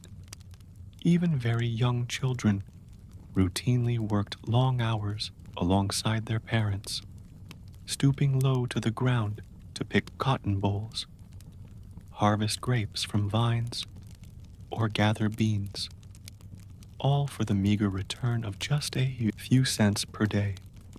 Some of these child laborers were as young as 6 years old, their small, developing fingers inevitably becoming blistered and raw by the conclusion of each exhausting shift. Access to formal schooling represented an unattainable luxury for most. The necessity of constant relocation translated directly into perpetual interruption of any educational progress. By the time a family managed to enroll their children in a new school within a particular area, it was often already time to pack up their few belongings and move on once again in search of the next temporary job.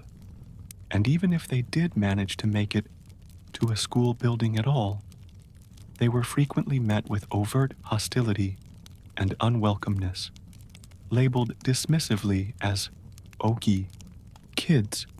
They endured relentless mocking from their peers and, distressingly, sometimes even from the teachers entrusted with their education. Their clothing, invariably patched, bleached pale by the relentless sun, and often shared amongst multiple siblings, instantly marked them as outsiders. Their distinct regional accents, their dust-bitten complexions, their characteristic silence often born directly from chronic hunger, all these factors served to set them definitively apart from the local children. Some schools outright refused to enroll migrant children altogether. Others imposed demeaning requirements, such as mandating that they clean the school's toilets before being permitted to attend classes. Yet, remarkably, amidst this pervasive adversity, these children cultivated an uncommon, steely grit. They learned essential life skills far beyond their years, such as caring for younger siblings, while their parents toiled away in the fields. They dutifully carried heavy jugs of water out to the workers under the hot sun, ingeniously fixed broken shoes using salvaged scraps of rubber, and actively helped to stretch meager meals consisting primarily of beans, cornmeal, and lard. Despite the overwhelming odds stacked against them, there were occasional, small triumphs. Relief agencies sometimes provided essential items like books, bars of soap, and even established makeshift schools within the camps. In the rare government-run camps that offered a degree of stability, children could experience moments of normalcy. They could laugh, read books, and engage in learning, even if only for a brief, fleeting period. It wasn't much by conventional standards, but for a child who had personally lived through terrifying dust storms, persistent hunger, and chronic homelessness, it represented a precious start. Some individuals who experienced this childhood would grow up to remember these difficult years, not solely as a time defined by deprivation, but also as a period characterized by profound family togetherness. Families, though undeniably poor, remained tightly knit units. The practices of storytelling, communal music making, and shared household chores forged powerful bonds that often lasted entire lifetimes. The children might not have possessed traditional toys, celebrated birthdays with parties and gifts, or enjoyed summer vacations, but they crucially had one another, and as they grew towards adulthood, many carried that hard-won resilience forward, ultimately becoming the first generation within their families to secure stable, long-term jobs, successfully finish high school, or enlist in the military to serve during the looming Second World War. They were indeed children shaped by dust, yes, but they were also, perhaps more significantly, children forged by unwavering determination. As the displaced Dust Bowl migrants toiled relentlessly within California's demanding agricultural fields and resided within the often squalid conditions of the migrant camps, their compelling stories did not simply vanish into thin air. Instead, they underwent a profound transformation, finding powerful expression through the medium of song. Music rapidly evolved into both a vital source of comfort and a potent, albeit subtle, weapon, a crucial means by which to preserve their inherent dignity and effectively protest the pervasive injustice they faced, particularly when mere words alone proved insufficient.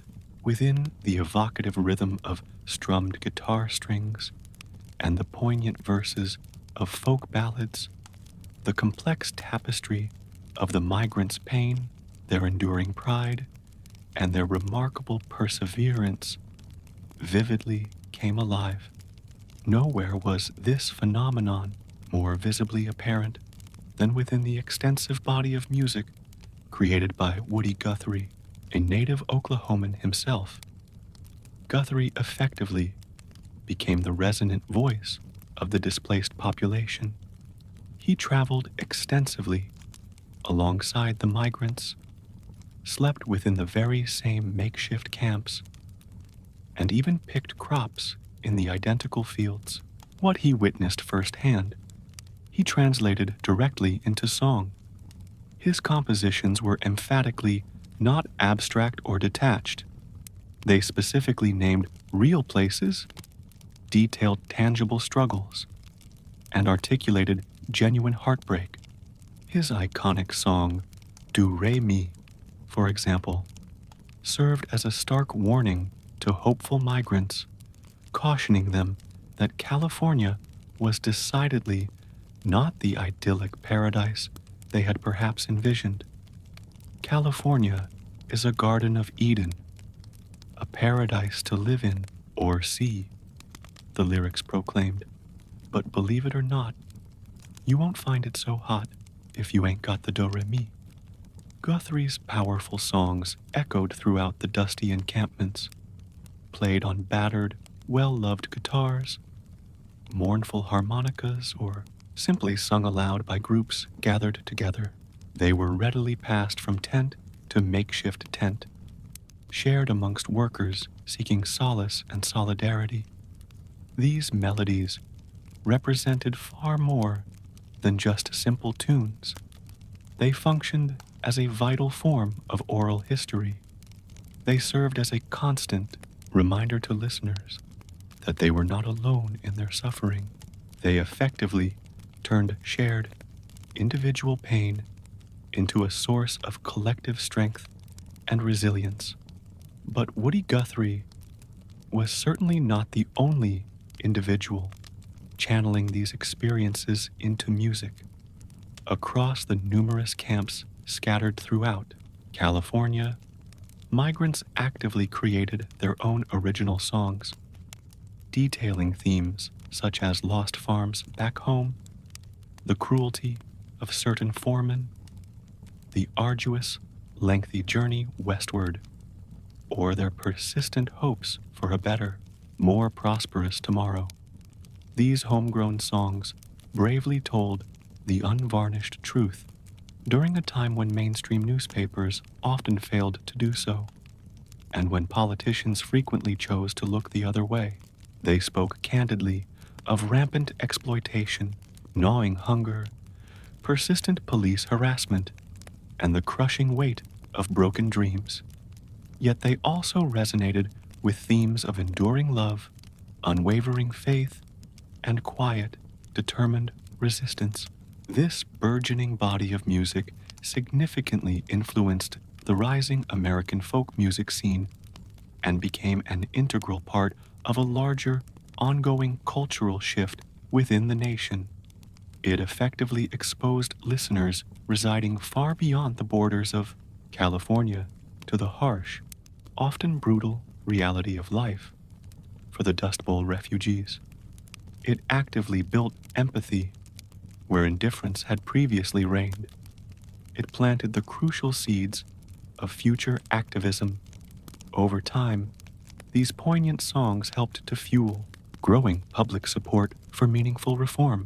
They effectively humanized cold statistics, transforming abstract numbers into relatable human experiences. They managed to pierce through layers of societal indifference. They directly challenged the prevailing, often negative, narrative that unfairly depicted the migrants as inherently lazy or simply unwanted burdens upon society. Through the power of melody and lyric, they compellingly proved otherwise, because even when the very land itself had failed them, when the available work was relentlessly cruel, and when the established local populace proved consistently hostile, there still remained the solace and strength found within the music. It effectively fed their souls during times when their bodies starved. It powerfully gave voice to the previously voiceless, and it served as a constant, vital reminder to every man, woman, and child huddled beneath a flimsy canvas roof. You matter, you belong, you endure, while the poignant melodies of Woody Guthrie and the heartfelt, homegrown ballads sung around flickering campfires provided essential solace and a powerful sense of shared identity. Another distinct form of storytelling emerged concurrently, offering a different, yet equally vital, perspective on the profound Dust Bowl migration: photography.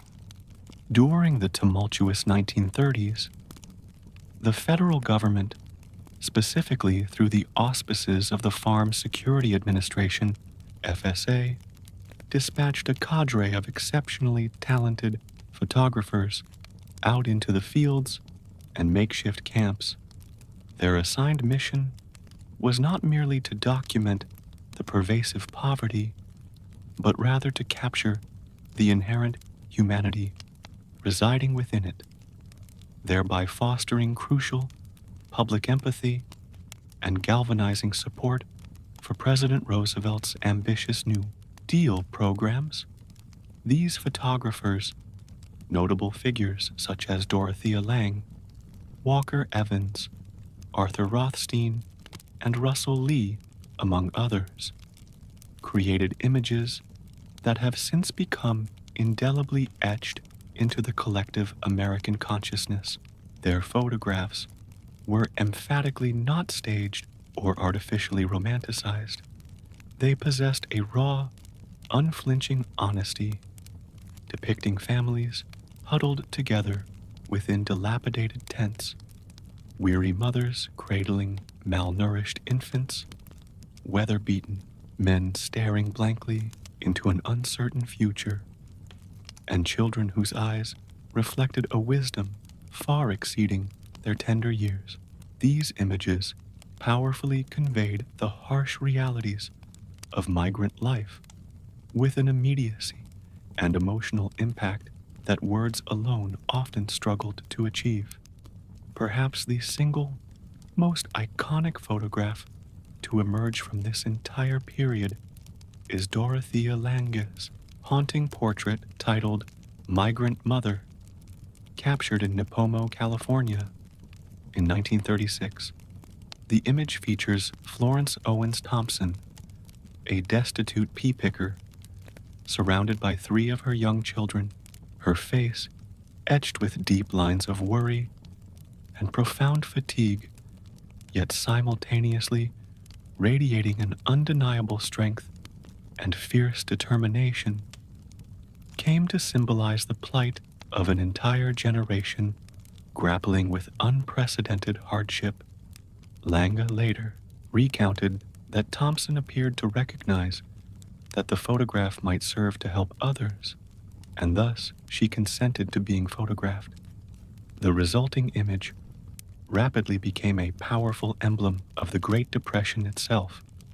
However, Lange's work extended far beyond this single, celebrated photograph.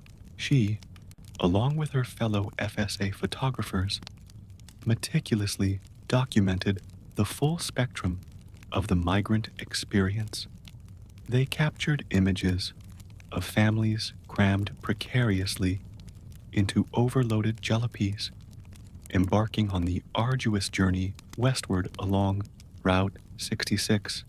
They photographed individuals queuing patiently in long lines seeking scarce employment opportunities. They documented the squalid living conditions prevalent within the Hoovervilles. They captured moments of quiet dignity amidst pervasive despair. A father carefully repairing his child's worn shoe, a group sharing a meager meal around a communal fire, children finding fleeting moments of joy in simple games played with found objects. These photographs were subsequently published widely in prominent magazines such as Life and Look, as well as displayed prominently in government reports and public exhibitions across the nation. They served to effectively put a human face on the abstract concept of poverty. They challenged prevailing stereotypes that unfairly depicted the migrants as inherently lazy or somehow morally deficient. Instead, the images powerfully revealed hard-working individuals trapped within circumstances largely beyond their personal control, people demonstrating remarkable resilience and unwavering determination in the face of overwhelming adversity. The impact of these photographs proved profound and far-reaching. They significantly contributed to shifting public opinion, fostering a greater sense of national responsibility towards the plight of the displaced population. They provided crucial visual evidence supporting the urgent need for government relief programs and meaningful labor reforms. Furthermore, they created an invaluable historical record, preserving the visual memory of a pivotal, often painful, chapter in American history for future generations to study and reflect upon through the discerning lenses of photographers like Dorothea Lange. The silent struggles endured by the Dust Bowl migrants were effectively transformed into enduring images that continue to resonate deeply, reminding us forcefully of the enduring power inherent within human resilience and the fundamental importance of compassion, even when confronted with the most challenging of circumstances. As the tumultuous decade of the 1930s gradually drew towards its close, subtle yet significant shifts began to occur, both within the physical environment and across the broader American landscape, ultimately signaling the beginning of the end for the most acute phase of the devastating Dust Bowl crisis. The desperately needed rains, though initially inconsistent and often arriving in destructive deluges rather than gentle showers, slowly started to return to the parched southern plains. Simultaneously, the federal government, galvanized by the sheer scale of the ecological and human catastrophe, implemented substantial, long-term conservation programs aimed at healing the ravaged land. The newly established Soil Conservation Service, SCS, actively promoted innovative farming techniques designed specifically to prevent catastrophic soil erosion. Farmers were actively encouraged and often financially incentivized to adopt practices such as contour plowing, plowing across slopes rather than up and down, terracing hillsides to slow water runoff, and planting protective cover crops to anchor the vulnerable soil during fallow periods. Perhaps most significantly, vast swaths of the most severely damaged land were purchased by the federal government and strategically replanted with native prairie grasses, effectively restoring the natural ecological balance that had been disrupted by excessive cultivation. These concerted efforts, combining the gradual return of rainfall with proactive human intervention, slowly began to yield tangible results. The terrifying, landscape-altering dust storms, while not disappearing entirely overnight, became noticeably less frequent and significantly less severe.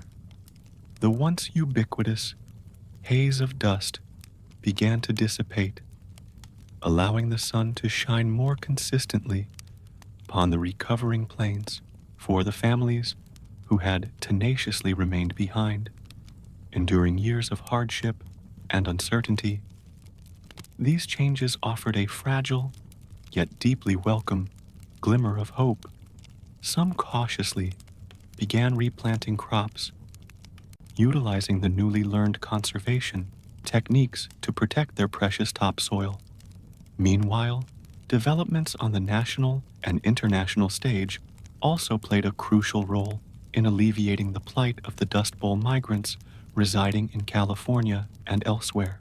The looming specter of World War II began to stimulate the American economy, creating a surge in demand for industrial labor. Defense plants, shipyards, and aircraft factories, particularly those concentrated along the West Coast, started hiring workers in unprecedented numbers. This burgeoning wartime economy provided desperately needed alternative employment opportunities for many former agricultural migrants. Thousands of individuals who had previously toiled for meager wages picking fruit or cotton now found themselves securing relatively well-paying, stable jobs in burgeoning urban centers.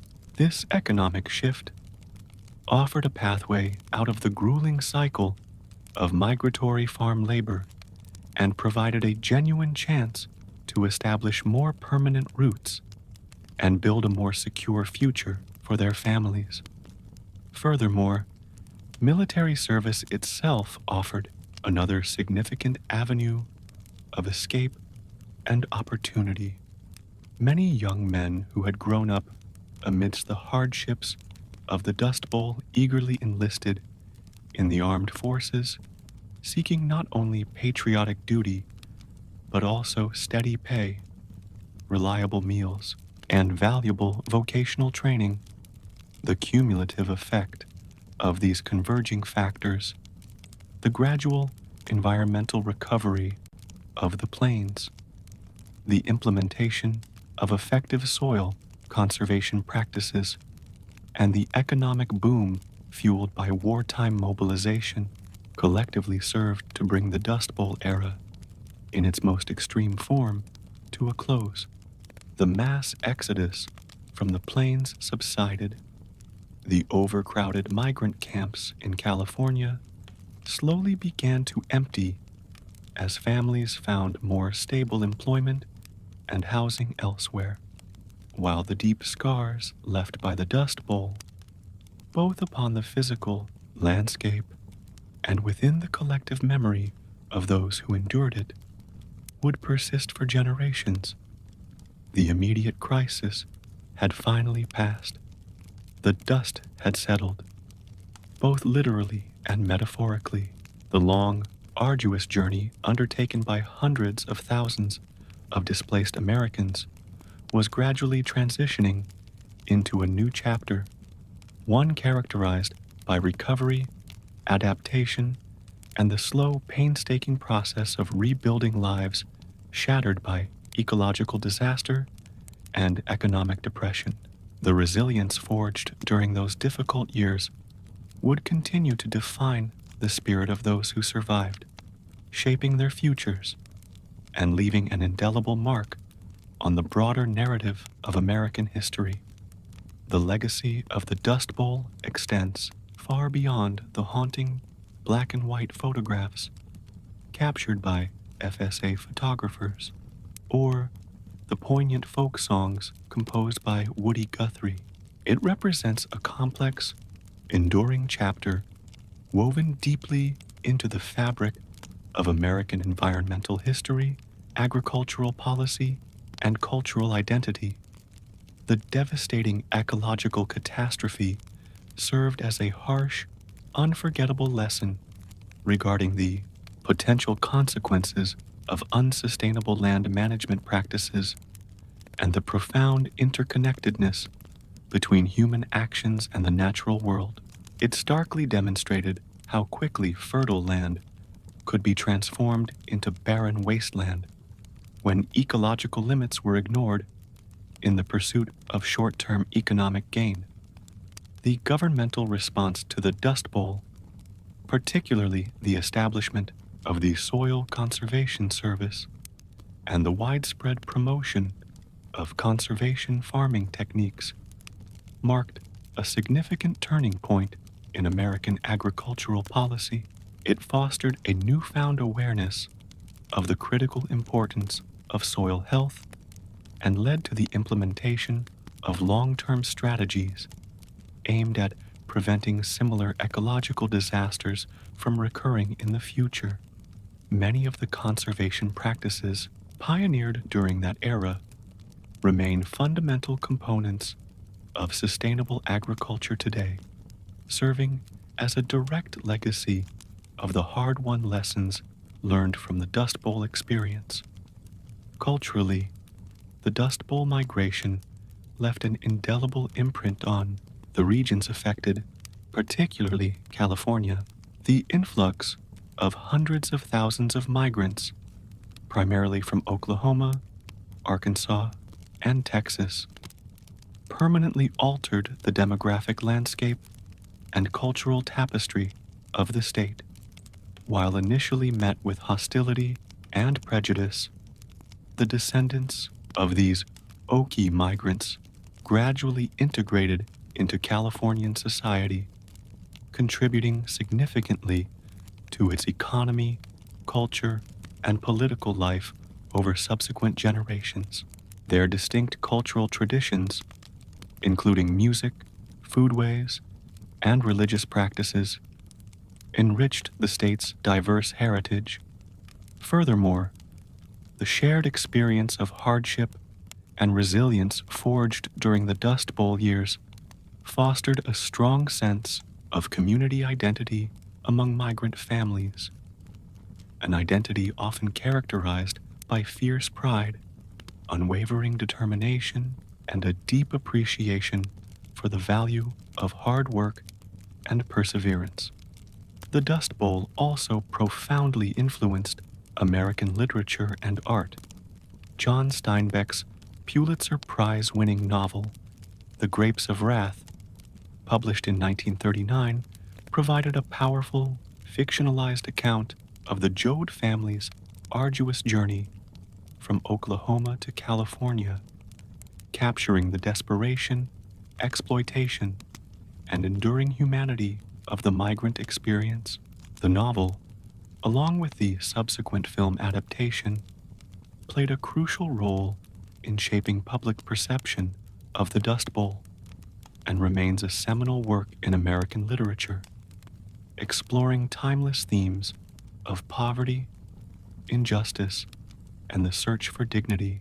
Similarly, the aforementioned photographs of Dorothea Lange and Walker Evans, as well as the music of Woody Guthrie, continue to serve as powerful artistic testaments to the era, preserving its emotional resonance and historical significance. Ultimately, the Dust Bowl serves as a potent reminder of environmental fragility, social inequality, and the remarkable capacity of the human spirit to endure and adapt in the face of overwhelming adversity. It underscores the critical need for responsible stewardship of natural resources and highlights the complex social and economic consequences that can arise from ecological imbalance. The stories of those who lived through the Dust Bowl, the farmers who lost their land, the families who undertook the perilous journey west, the children who grew up amidst dust and deprivation, remain relevant today, offering valuable lessons about resilience, community, and the enduring pursuit of a better life, even when confronted with the harshest of realities. The dust may have settled long ago, but the echoes of that era continue to shape our understanding of the American past and inform our approach to the challenges of the present and future. In the vast, sun-scorched expanse of the Libyan desert, nestled within the embrace of the Siwa oasis, lies a site shrouded in profound mystery and whispered legends, the temple of the Oracle of Amun, more commonly known throughout history as the Oracle of Siwa. This was not merely another grand Egyptian temple constructed from imposing stone and adorned with intricate hieroglyphs. Instead, it represented something far more ancient, more elemental, a sacred nexus point where the tangible world of mortals intersected with the ethereal realm of the divine. For centuries, kings, conquerors, and common pilgrims alike undertook perilous journeys across the unforgiving desert sands, seeking guidance, validation, or perhaps simply a fleeting glimpse into the enigmatic tapestry of their own destinies. The origins of the Oracle of Siwa remain veiled in the mists of antiquity, predating even the rise of the powerful pharaohs who ruled along the fertile banks of the Nile. Local traditions suggest that the oasis itself has always been considered sacred ground, a place where the life-giving presence of water miraculously emerged from the barren wasteland, perceived as a direct manifestation of divine favor. The oracle likely began not as an imposing, formally constructed temple complex, but rather as a natural sanctuary, perhaps centered around a specific rock formation, a hidden spring, or a grove of unusually ancient palm trees where individuals believed they could directly commune with the powerful spirit of the oasis. Over considerable time, this inherent sanctity became formally associated with the Egyptian god Amun, who was often depicted with the horns of a ram, symbolizing fertility and potent creative power. Amun, initially a local deity revered in Thebes, eventually ascended to become the supreme king of the gods within the expansive Egyptian pantheon, frequently syncretized with the sun god Ra to form the composite deity Amun-Ra. The establishment of an oracle dedicated to Amun within the remote Siwa oasis suggests a deliberate effort to extend the influence and perceived authority of the Theban priesthood far beyond the traditional confines of the Nile Valley, deep into the western desert territories. The Oracle of Siwa gained significant prominence during Egypt's late period, circa 664-332 BCE, particularly following the conquest of Egypt by the Persian Empire. The Persian rulers, despite being foreign occupiers, demonstrated a degree of respect towards Egyptian religious traditions and are known to have consulted the Siwa oracle on matters of state. However, it was the arrival of perhaps the most famous visitor in the oracle's long history that truly cemented its legendary status throughout the ancient world, Alexander the Great. In the year 331 BCE, following his decisive victory over the Persian king Darius III and his subsequent conquest of Egypt, Alexander embarked on an audacious and perilous journey across the Libyan desert to consult the renowned oracle of Siwa. His motivations for undertaking such a demanding expedition remain a subject of considerable historical debate. Some ancient sources suggest he sought divine confirmation of his own purported lineage as the son of Zeus Ammon, the Greco-Egyptian equivalent of Amun-Ra.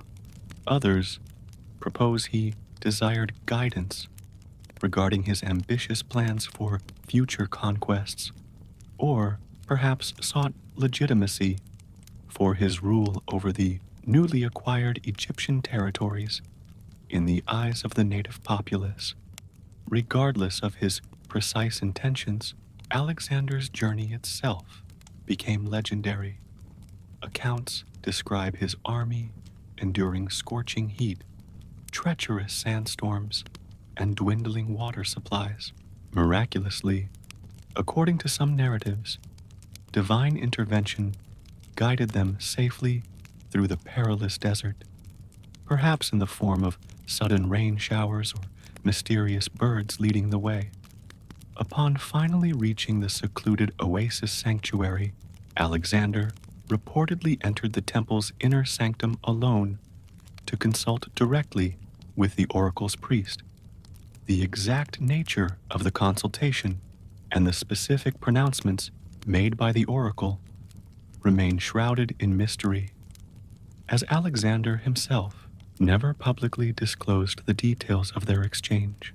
However, ancient historians like Plutarch and Arrian recount that the priest greeted Alexander either as the son of Amun or addressed him in a manner that Alexander interpreted as such confirmation. Emerging from the temple, Alexander appeared profoundly satisfied, seemingly convinced of his own divine parentage, and bolstered in his sense of destiny. This encounter at Siwa significantly enhanced Alexander's mystique and authority, reinforcing his image as a figure favored by the gods, destined for greatness. The Oracle of Siwa, therefore, was far more than just a religious site. It functioned as a potent political and psychological focal point within the ancient world. Its remote location imbued it with an aura of profound mystery and sacred power. The arduous journey required to reach it served as a physical and spiritual test for supplicants, and the pronouncements delivered by its priests, believed to be the direct voice of the god Amun, held the potential to shape the course of empires and influence the fates of kings. It was a place where the veil between worlds seemed thin, where the whispers of destiny could purportedly be heard carried upon the desert wind. The precise mechanisms through which the oracle of Siwa delivered its divine pronouncements remain a subject of considerable speculation among historians and archaeologists, as definitive contemporary accounts detailing the process are scarce, unlike the oracle at Delphi in Greece, where the Pythia priestess entered a trance state, purportedly induced by subterranean vapors, and delivered often ambiguous prophecies. The Siwa oracle appears to have operated through different, though equally enigmatic, means. Ancient sources suggest that the oracle's priests played a central, interpretive role in conveying the god Amun's will to supplicants. It is widely believed that the priests did not necessarily claim to speak directly as the god, but rather acted as intermediaries, interpreting signs, sounds, or perhaps even movements associated with a sacred object or statue representing Amun. Some accounts describe a portable shrine or bark containing an image of the god, which was carried in processions by the priests. The movements of this sacred bark, perhaps tilting, swaying, or stopping abruptly, were meticulously interpreted as divine responses to questions posed by those seeking guidance. A forward movement might signify affirmation, while a backward tilt could indicate negation or disapproval. The specific nuances of these movements likely required complex interpretation based on established priestly traditions. Other theories propose that the oracle utilized acoustic phenomena within the temple structure itself, the unique architecture of the inner sanctum, possibly combined with the natural acoustics of the surrounding rock formations or hidden chambers, might have allowed priests to create or manipulate sounds, whispers, echoes, or resonant tones, all that were perceived by supplicants as the disembodied voice of the god. The element of auditory mystery would have significantly enhanced the perceived sanctity and authority of the oracle's pronouncements.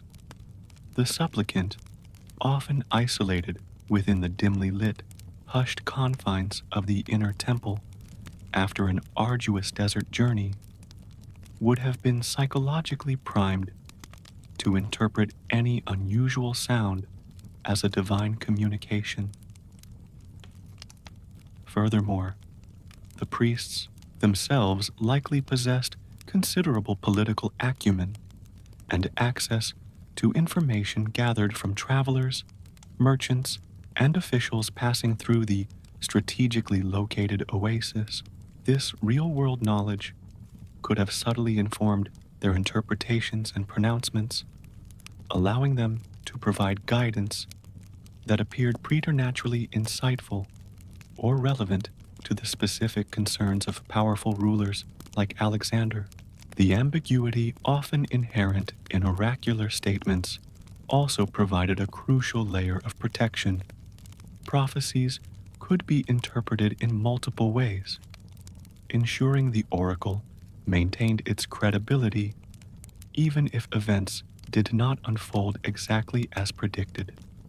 The experience for a visitor seeking the oracle's counsel would have been carefully orchestrated to maximize its psychological impact.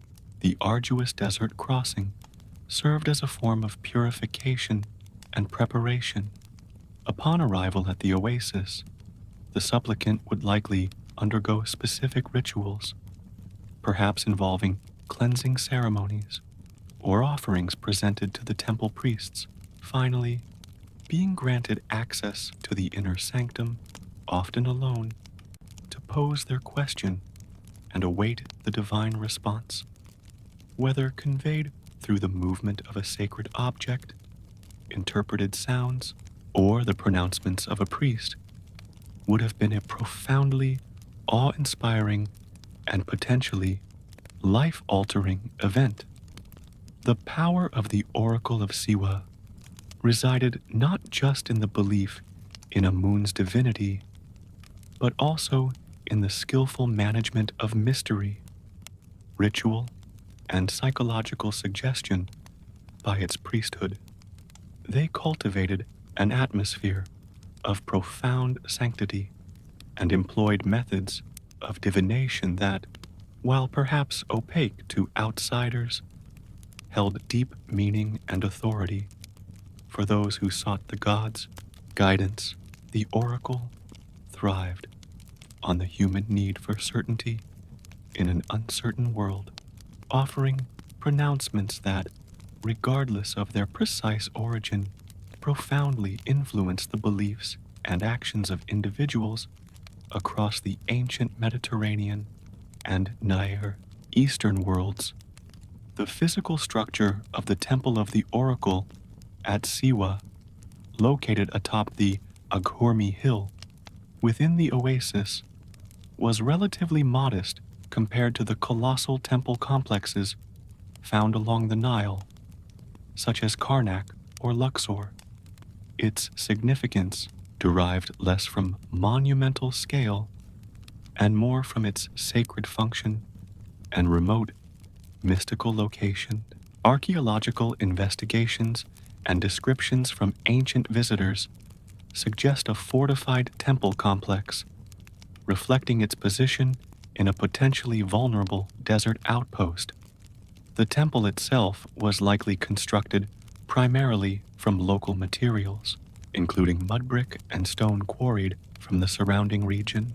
It probably featured a central sanctuary, the most sacred inner chamber where the oracle's pronouncements were delivered or interpreted. This inner sanctum, often referred to as the Aditun, would have been accessible only to the priests and perhaps select high-status visitors like Alexander the Great. Its design would have emphasized seclusion and mystery, likely dimly lit, and possibly incorporating architectural features intended to enhance acoustic effects or facilitate specific divination rituals. Surrounding this central core, the complex would have included courtyards, subsidiary chapels or shrines, storerooms, and living quarters for the resident priests and temple staff. Defensive walls likely enclosed the entire complex, providing security against potential raids by desert tribes or rival factions. The strategic placement of the temple atop Aghormi Hill offered not only a commanding view over the oasis, but also enhanced its defensive capabilities. From this vantage point, priests could observe approaching caravans or potential threats from a distance. While detailed reconstructions remain challenging due to the site's long history and subsequent erosion and alterations, descriptions suggest architectural elements typical of Egyptian religious structures, albeit on a smaller scale. These might have included pylons, monumental gateways, colonnaded halls, and relief carvings or inscriptions depicting religious scenes, offerings to Amun, or perhaps commemorating significant events or royal visits. The integration of Egyptian religious iconography with the unique desert setting would have created a distinct atmosphere, blending the familiar traditions of the Nile Valley with the stark elemental power of the oasis environment. The temple's design likely aimed to inspire awe and reverence in visitors. The journey through successive courtyards and chambers, culminating in the restricted inner sanctum, would have created a sense of progressing deeper into a sacred space, heightening the anticipation and psychological impact of the oracular consultation. The very materials used, sun-baked mud brick contrasting with carved stone elements, perhaps adorned with painted plaster, would have reflected the specific resources and aesthetics of the oasis environment. The play of light and shadow within the temple's chambers, combined with the pervasive silence of the desert, broken only by the wind or ritual sounds, would have contributed significantly to the perceived presence of the divine. From the shadows, a god would speak, and listeners would feel awe, not because of what they saw, but what they heard. The architecture wasn't just functional, it was ritualistic theater. Surrounding the temple were other structures, priests' quarters, ritual pools, and sacred gardens likely fed by the natural springs that blessed the oasis. Even in this arid land, Siwa possessed abundant water, reinforcing the belief that the oasis itself was touched by divine hands. From the sacred hill, one could gaze upon the dunes stretching endlessly, a constant reminder of the temple's profound isolation and its corresponding importance. This was emphatically not a place designed for teeming crowds. It was a destination for pilgrims, prophets, and kings, a space conceived not to merely impress the eyes, but to deeply stir the soul. And within that still, cloistered chamber, the future could be whispered forth from stone. As centuries unfolded and empires rose and fell, the temple of the oracle at Siwa began to experience a gradual decline, not necessarily in its legendary status, but in its active voice. The divine breath that had once seemed to stir the desert winds grew progressively quieter, eventually falling still. By the time the Roman Empire firmly established its dominance over Egypt, the oracle's prominence had already started to wane significantly. What had once served as a vital cosmic crossroads, facilitating communication between gods and kings, was increasingly viewed as a relic belonging to a fading, bygone world. There was no single, dramatic moment when the oracle definitively fell silent. Rather, it was a slow, protracted unraveling. Following Alexander the Great's death in 323 BCE, his vast empire was fractured as his generals fought bitterly amongst themselves for control. The political unity that had previously lent prestige and importance to remote sanctuaries like Siwa dissolved amidst the ensuing chaos.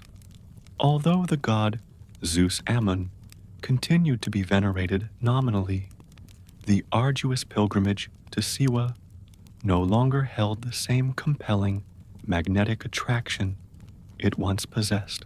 Power dynamics shifted back towards the Nile Valley, and burgeoning Hellenistic cities like Alexandria, where emerging schools of philosophy and scientific inquiry began to gradually supplant traditional religious faith as primary sources of authority and understanding. The subsequent rise of Rome introduced new gods, novel legal systems, and different political priorities, while Roman emperors often paid nominal lip service to established Egyptian cults as a means of maintaining stability and legitimacy. The highly centralized, bureaucratic religious structure of the Roman Empire left little space for the shadowy ambiguity and localized power inherent in traditional oracles. Shrines like the one at Siwa were increasingly regarded as quaint, albeit respected, remnants of a mythic past, historically significant, perhaps, but no longer actively consulted for critical matters of state or imperial policy. Then came the transformative influence of Christianity. As the new faith steadily spread across Egypt during the early centuries CE, it cast the ancient pagan traditions in a harsh, often condemnatory light.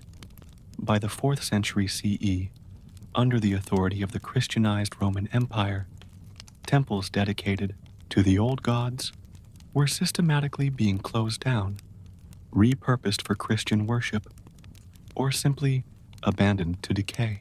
Oracles were explicitly denounced by church leaders as either demonic deceptions or fraudulent manipulations. Amidst this sweeping religious upheaval, the voice of Amun at Siwa, which had already diminished to little more than a faint whisper, was effectively and permanently extinguished. The temple structure itself inevitably fell into disrepair.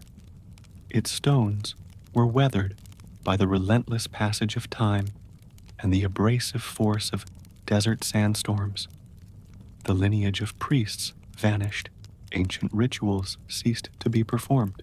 The god who had once purportedly spoken directly to Alexander the Great and guided the destinies of kings now stood mute, metaphorically buried beneath the accumulating sands of history. Travelers continued to visit the site occasionally, drawn by curiosity about its legendary past, but they found only profound silence and crumbling ruins. And yet, paradoxically, the story itself refused to vanish entirely. Siwa transitioned from an active religious center into the realm of legend, becoming a place spoken of in hushed, reverent tones, primarily by scholars and dreamers. The temple may have irrevocably lost its oracle, but in doing so, it gained something else entirely, an enduring, captivating mystery. In its profound silence, the temple achieved a form of immortality, not through ongoing prophecy, but through persistent memory, not through audible sound, but through enduring stone. For many centuries following its decline, the temple of the oracle at Siwa lay largely obscured from the awareness of the wider world, buried not beneath physical rubble, but rather under layers of collective forgetfulness. The oasis itself remained continuously inhabited, its local population living their lives in relative quiet, continuity, preserving ancient traditions. However, the once profoundly sacred temple complex was no longer a destination for pilgrimage. Its weathered walls stood exposed to the relentless desert winds. Its potent legends, though still recounted amongst the local Siwans, had largely faded from global historical memory. This began to change significantly during the 18th and 19th centuries, as European explorers and scholars swept up in a burgeoning wave of intense curiosity regarding ancient Egypt, turned their focused attention towards the vast, largely unexplored western desert regions. Reaching Siwa proved exceptionally difficult.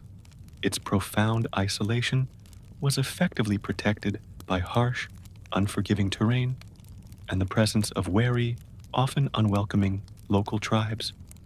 Nevertheless, in the year 1792, the first documented European visitor, an Englishman named William George Brown, bravely undertook the arduous journey. Others gradually followed in his footsteps, drawn by persistent rumors of a lost, ancient oracle, famously visited centuries earlier by Alexander the Great. By the early years of the 20th century, professional archaeologists and historians commenced systematic surveys of the ruins in earnest. The Ahurmi Hill complex was definitively identified as the most probable site of the ancient temple of Amun. Although relatively modest in its overall physical size, the surviving structural remains closely matched descriptions found within ancient historical texts: a discernible central chamber, remnants of thick defensive walls, and its strategically advantageous vantage point offering panoramic views over the surrounding oasis landscape. The temple wasn't architecturally grand by Nile Valley standards, but its location corresponded precisely with historical accounts. Archaeological excavations conducted at the site were necessarily limited and proceeded with considerable caution. The location had suffered significant erosion over the centuries, yet some original stonework and fragmentary inscriptions remained preserved. Fragmentary though it was, the surviving architecture spoke volumes to the trained eye. Remnants of a stone altar, traces of supporting columns, outlines of rooms potentially aligned with celestial bodies. Each discovered clue served to further confirm that this windswept, desolate ruin had once held the rapt attention of kings and purportedly communicated the will of gods. However, it was arguably the potent mythology surrounding Siwa, even more so than the archaeological findings, that truly captured widespread fascination. The compelling idea that Alexander the Great himself had stood alone within this remote desert sanctuary, hearing words that would subsequently alter the course of empires, seized the imagination of successive generations, poets, historians, and adventurous travelers alike, romanticized the perilous journey and the enigmatic encounter, skillfully blending historical fact with captivating legend to create a timeless, enduring narrative. Today, visitors continue to make the journey to Siwa, drawn not by the prospect of consulting an active oracle, but rather by the desire to experience the profound echo of its enduring silence. The temple structure, though significantly worn by time and the elements, remains standing, its stones bleached pale by the relentless desert sun, its walls gradually crumbling, yet the very air surrounding it seems to hum with something ancient, something unresolved. Ruins, after all, do not require audible voices to communicate. They speak eloquently through their sheer presence, through the palpable weight of their inherent mystery. And within the quiet solitude of Siwa, the stones themselves seem to remember what the wider world once collectively forgot. Although the ancient temple no longer resonates with the purported voice of gods, the Siwa oasis itself continues to breathe vibrantly with life, culture, and deeply ingrained memory. Far from being merely a forgotten historical outpost, Siwa remains a dynamic, living community, its inhabitants serving as dedicated guardians of a rich cultural heritage that stretches back across millennia. The oracle may have fallen silent centuries ago, but the traditions it once inspired continue to ripple subtly through the town's distinct language, unique rituals, and established daily rhythms. Siwans speak a distinct Berber dialect known locally as Siwi, a language unique within Egypt and serving as a living testament to the oasis's ancient pre-Arabic roots. The tradition of oral storytelling remains vitally important, just as it presumably did during the era when the oracle held sway.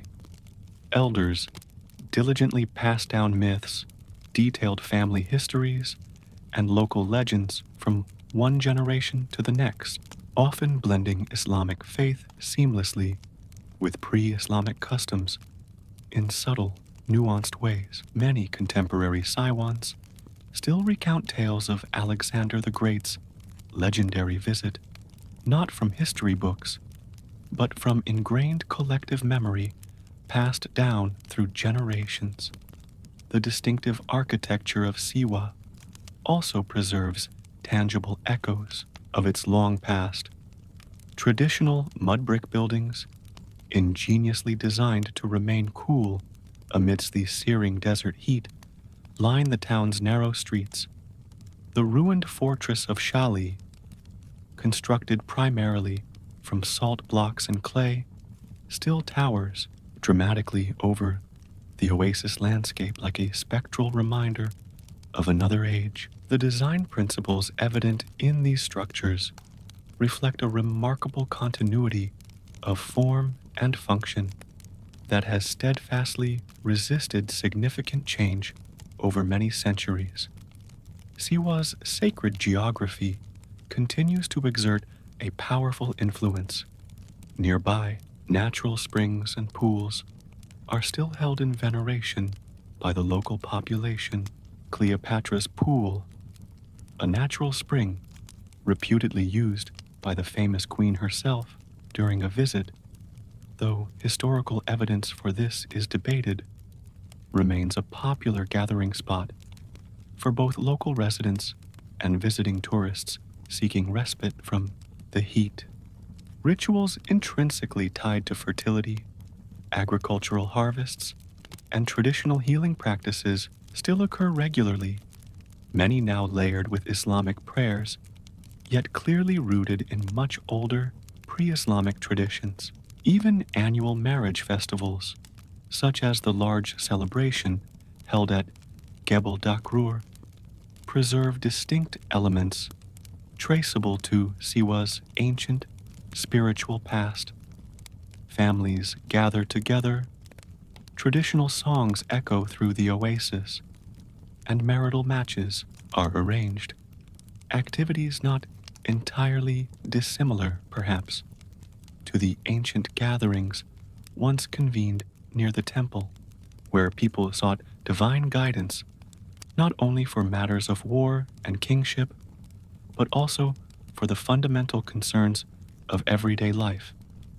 In the modern era, Siwa has evolved into a quiet pilgrimage site of a distinctly different nature, attracting visitors seeking not prophecy, but peace, travelers yearning for an escape from the incessant noise and relentless pace of modernity.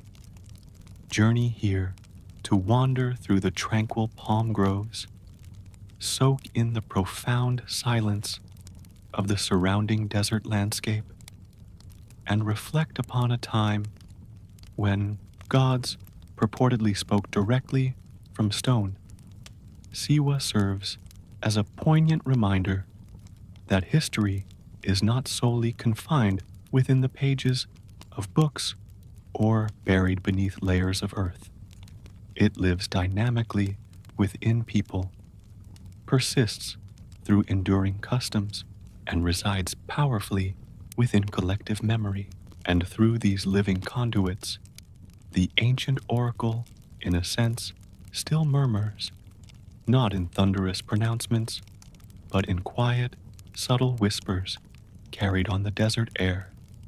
The temple of the oracle at Siwa may no longer stand in its original, full glory, yet its profound legacy endures resiliently through myth, memory, and within the contemplative minds of those who seek meaning beyond the confines of the written word. For centuries, its purported voice guided powerful kings and offered comfort to countless pilgrims. Its profound silence today only serves to deepen its captivating mystique.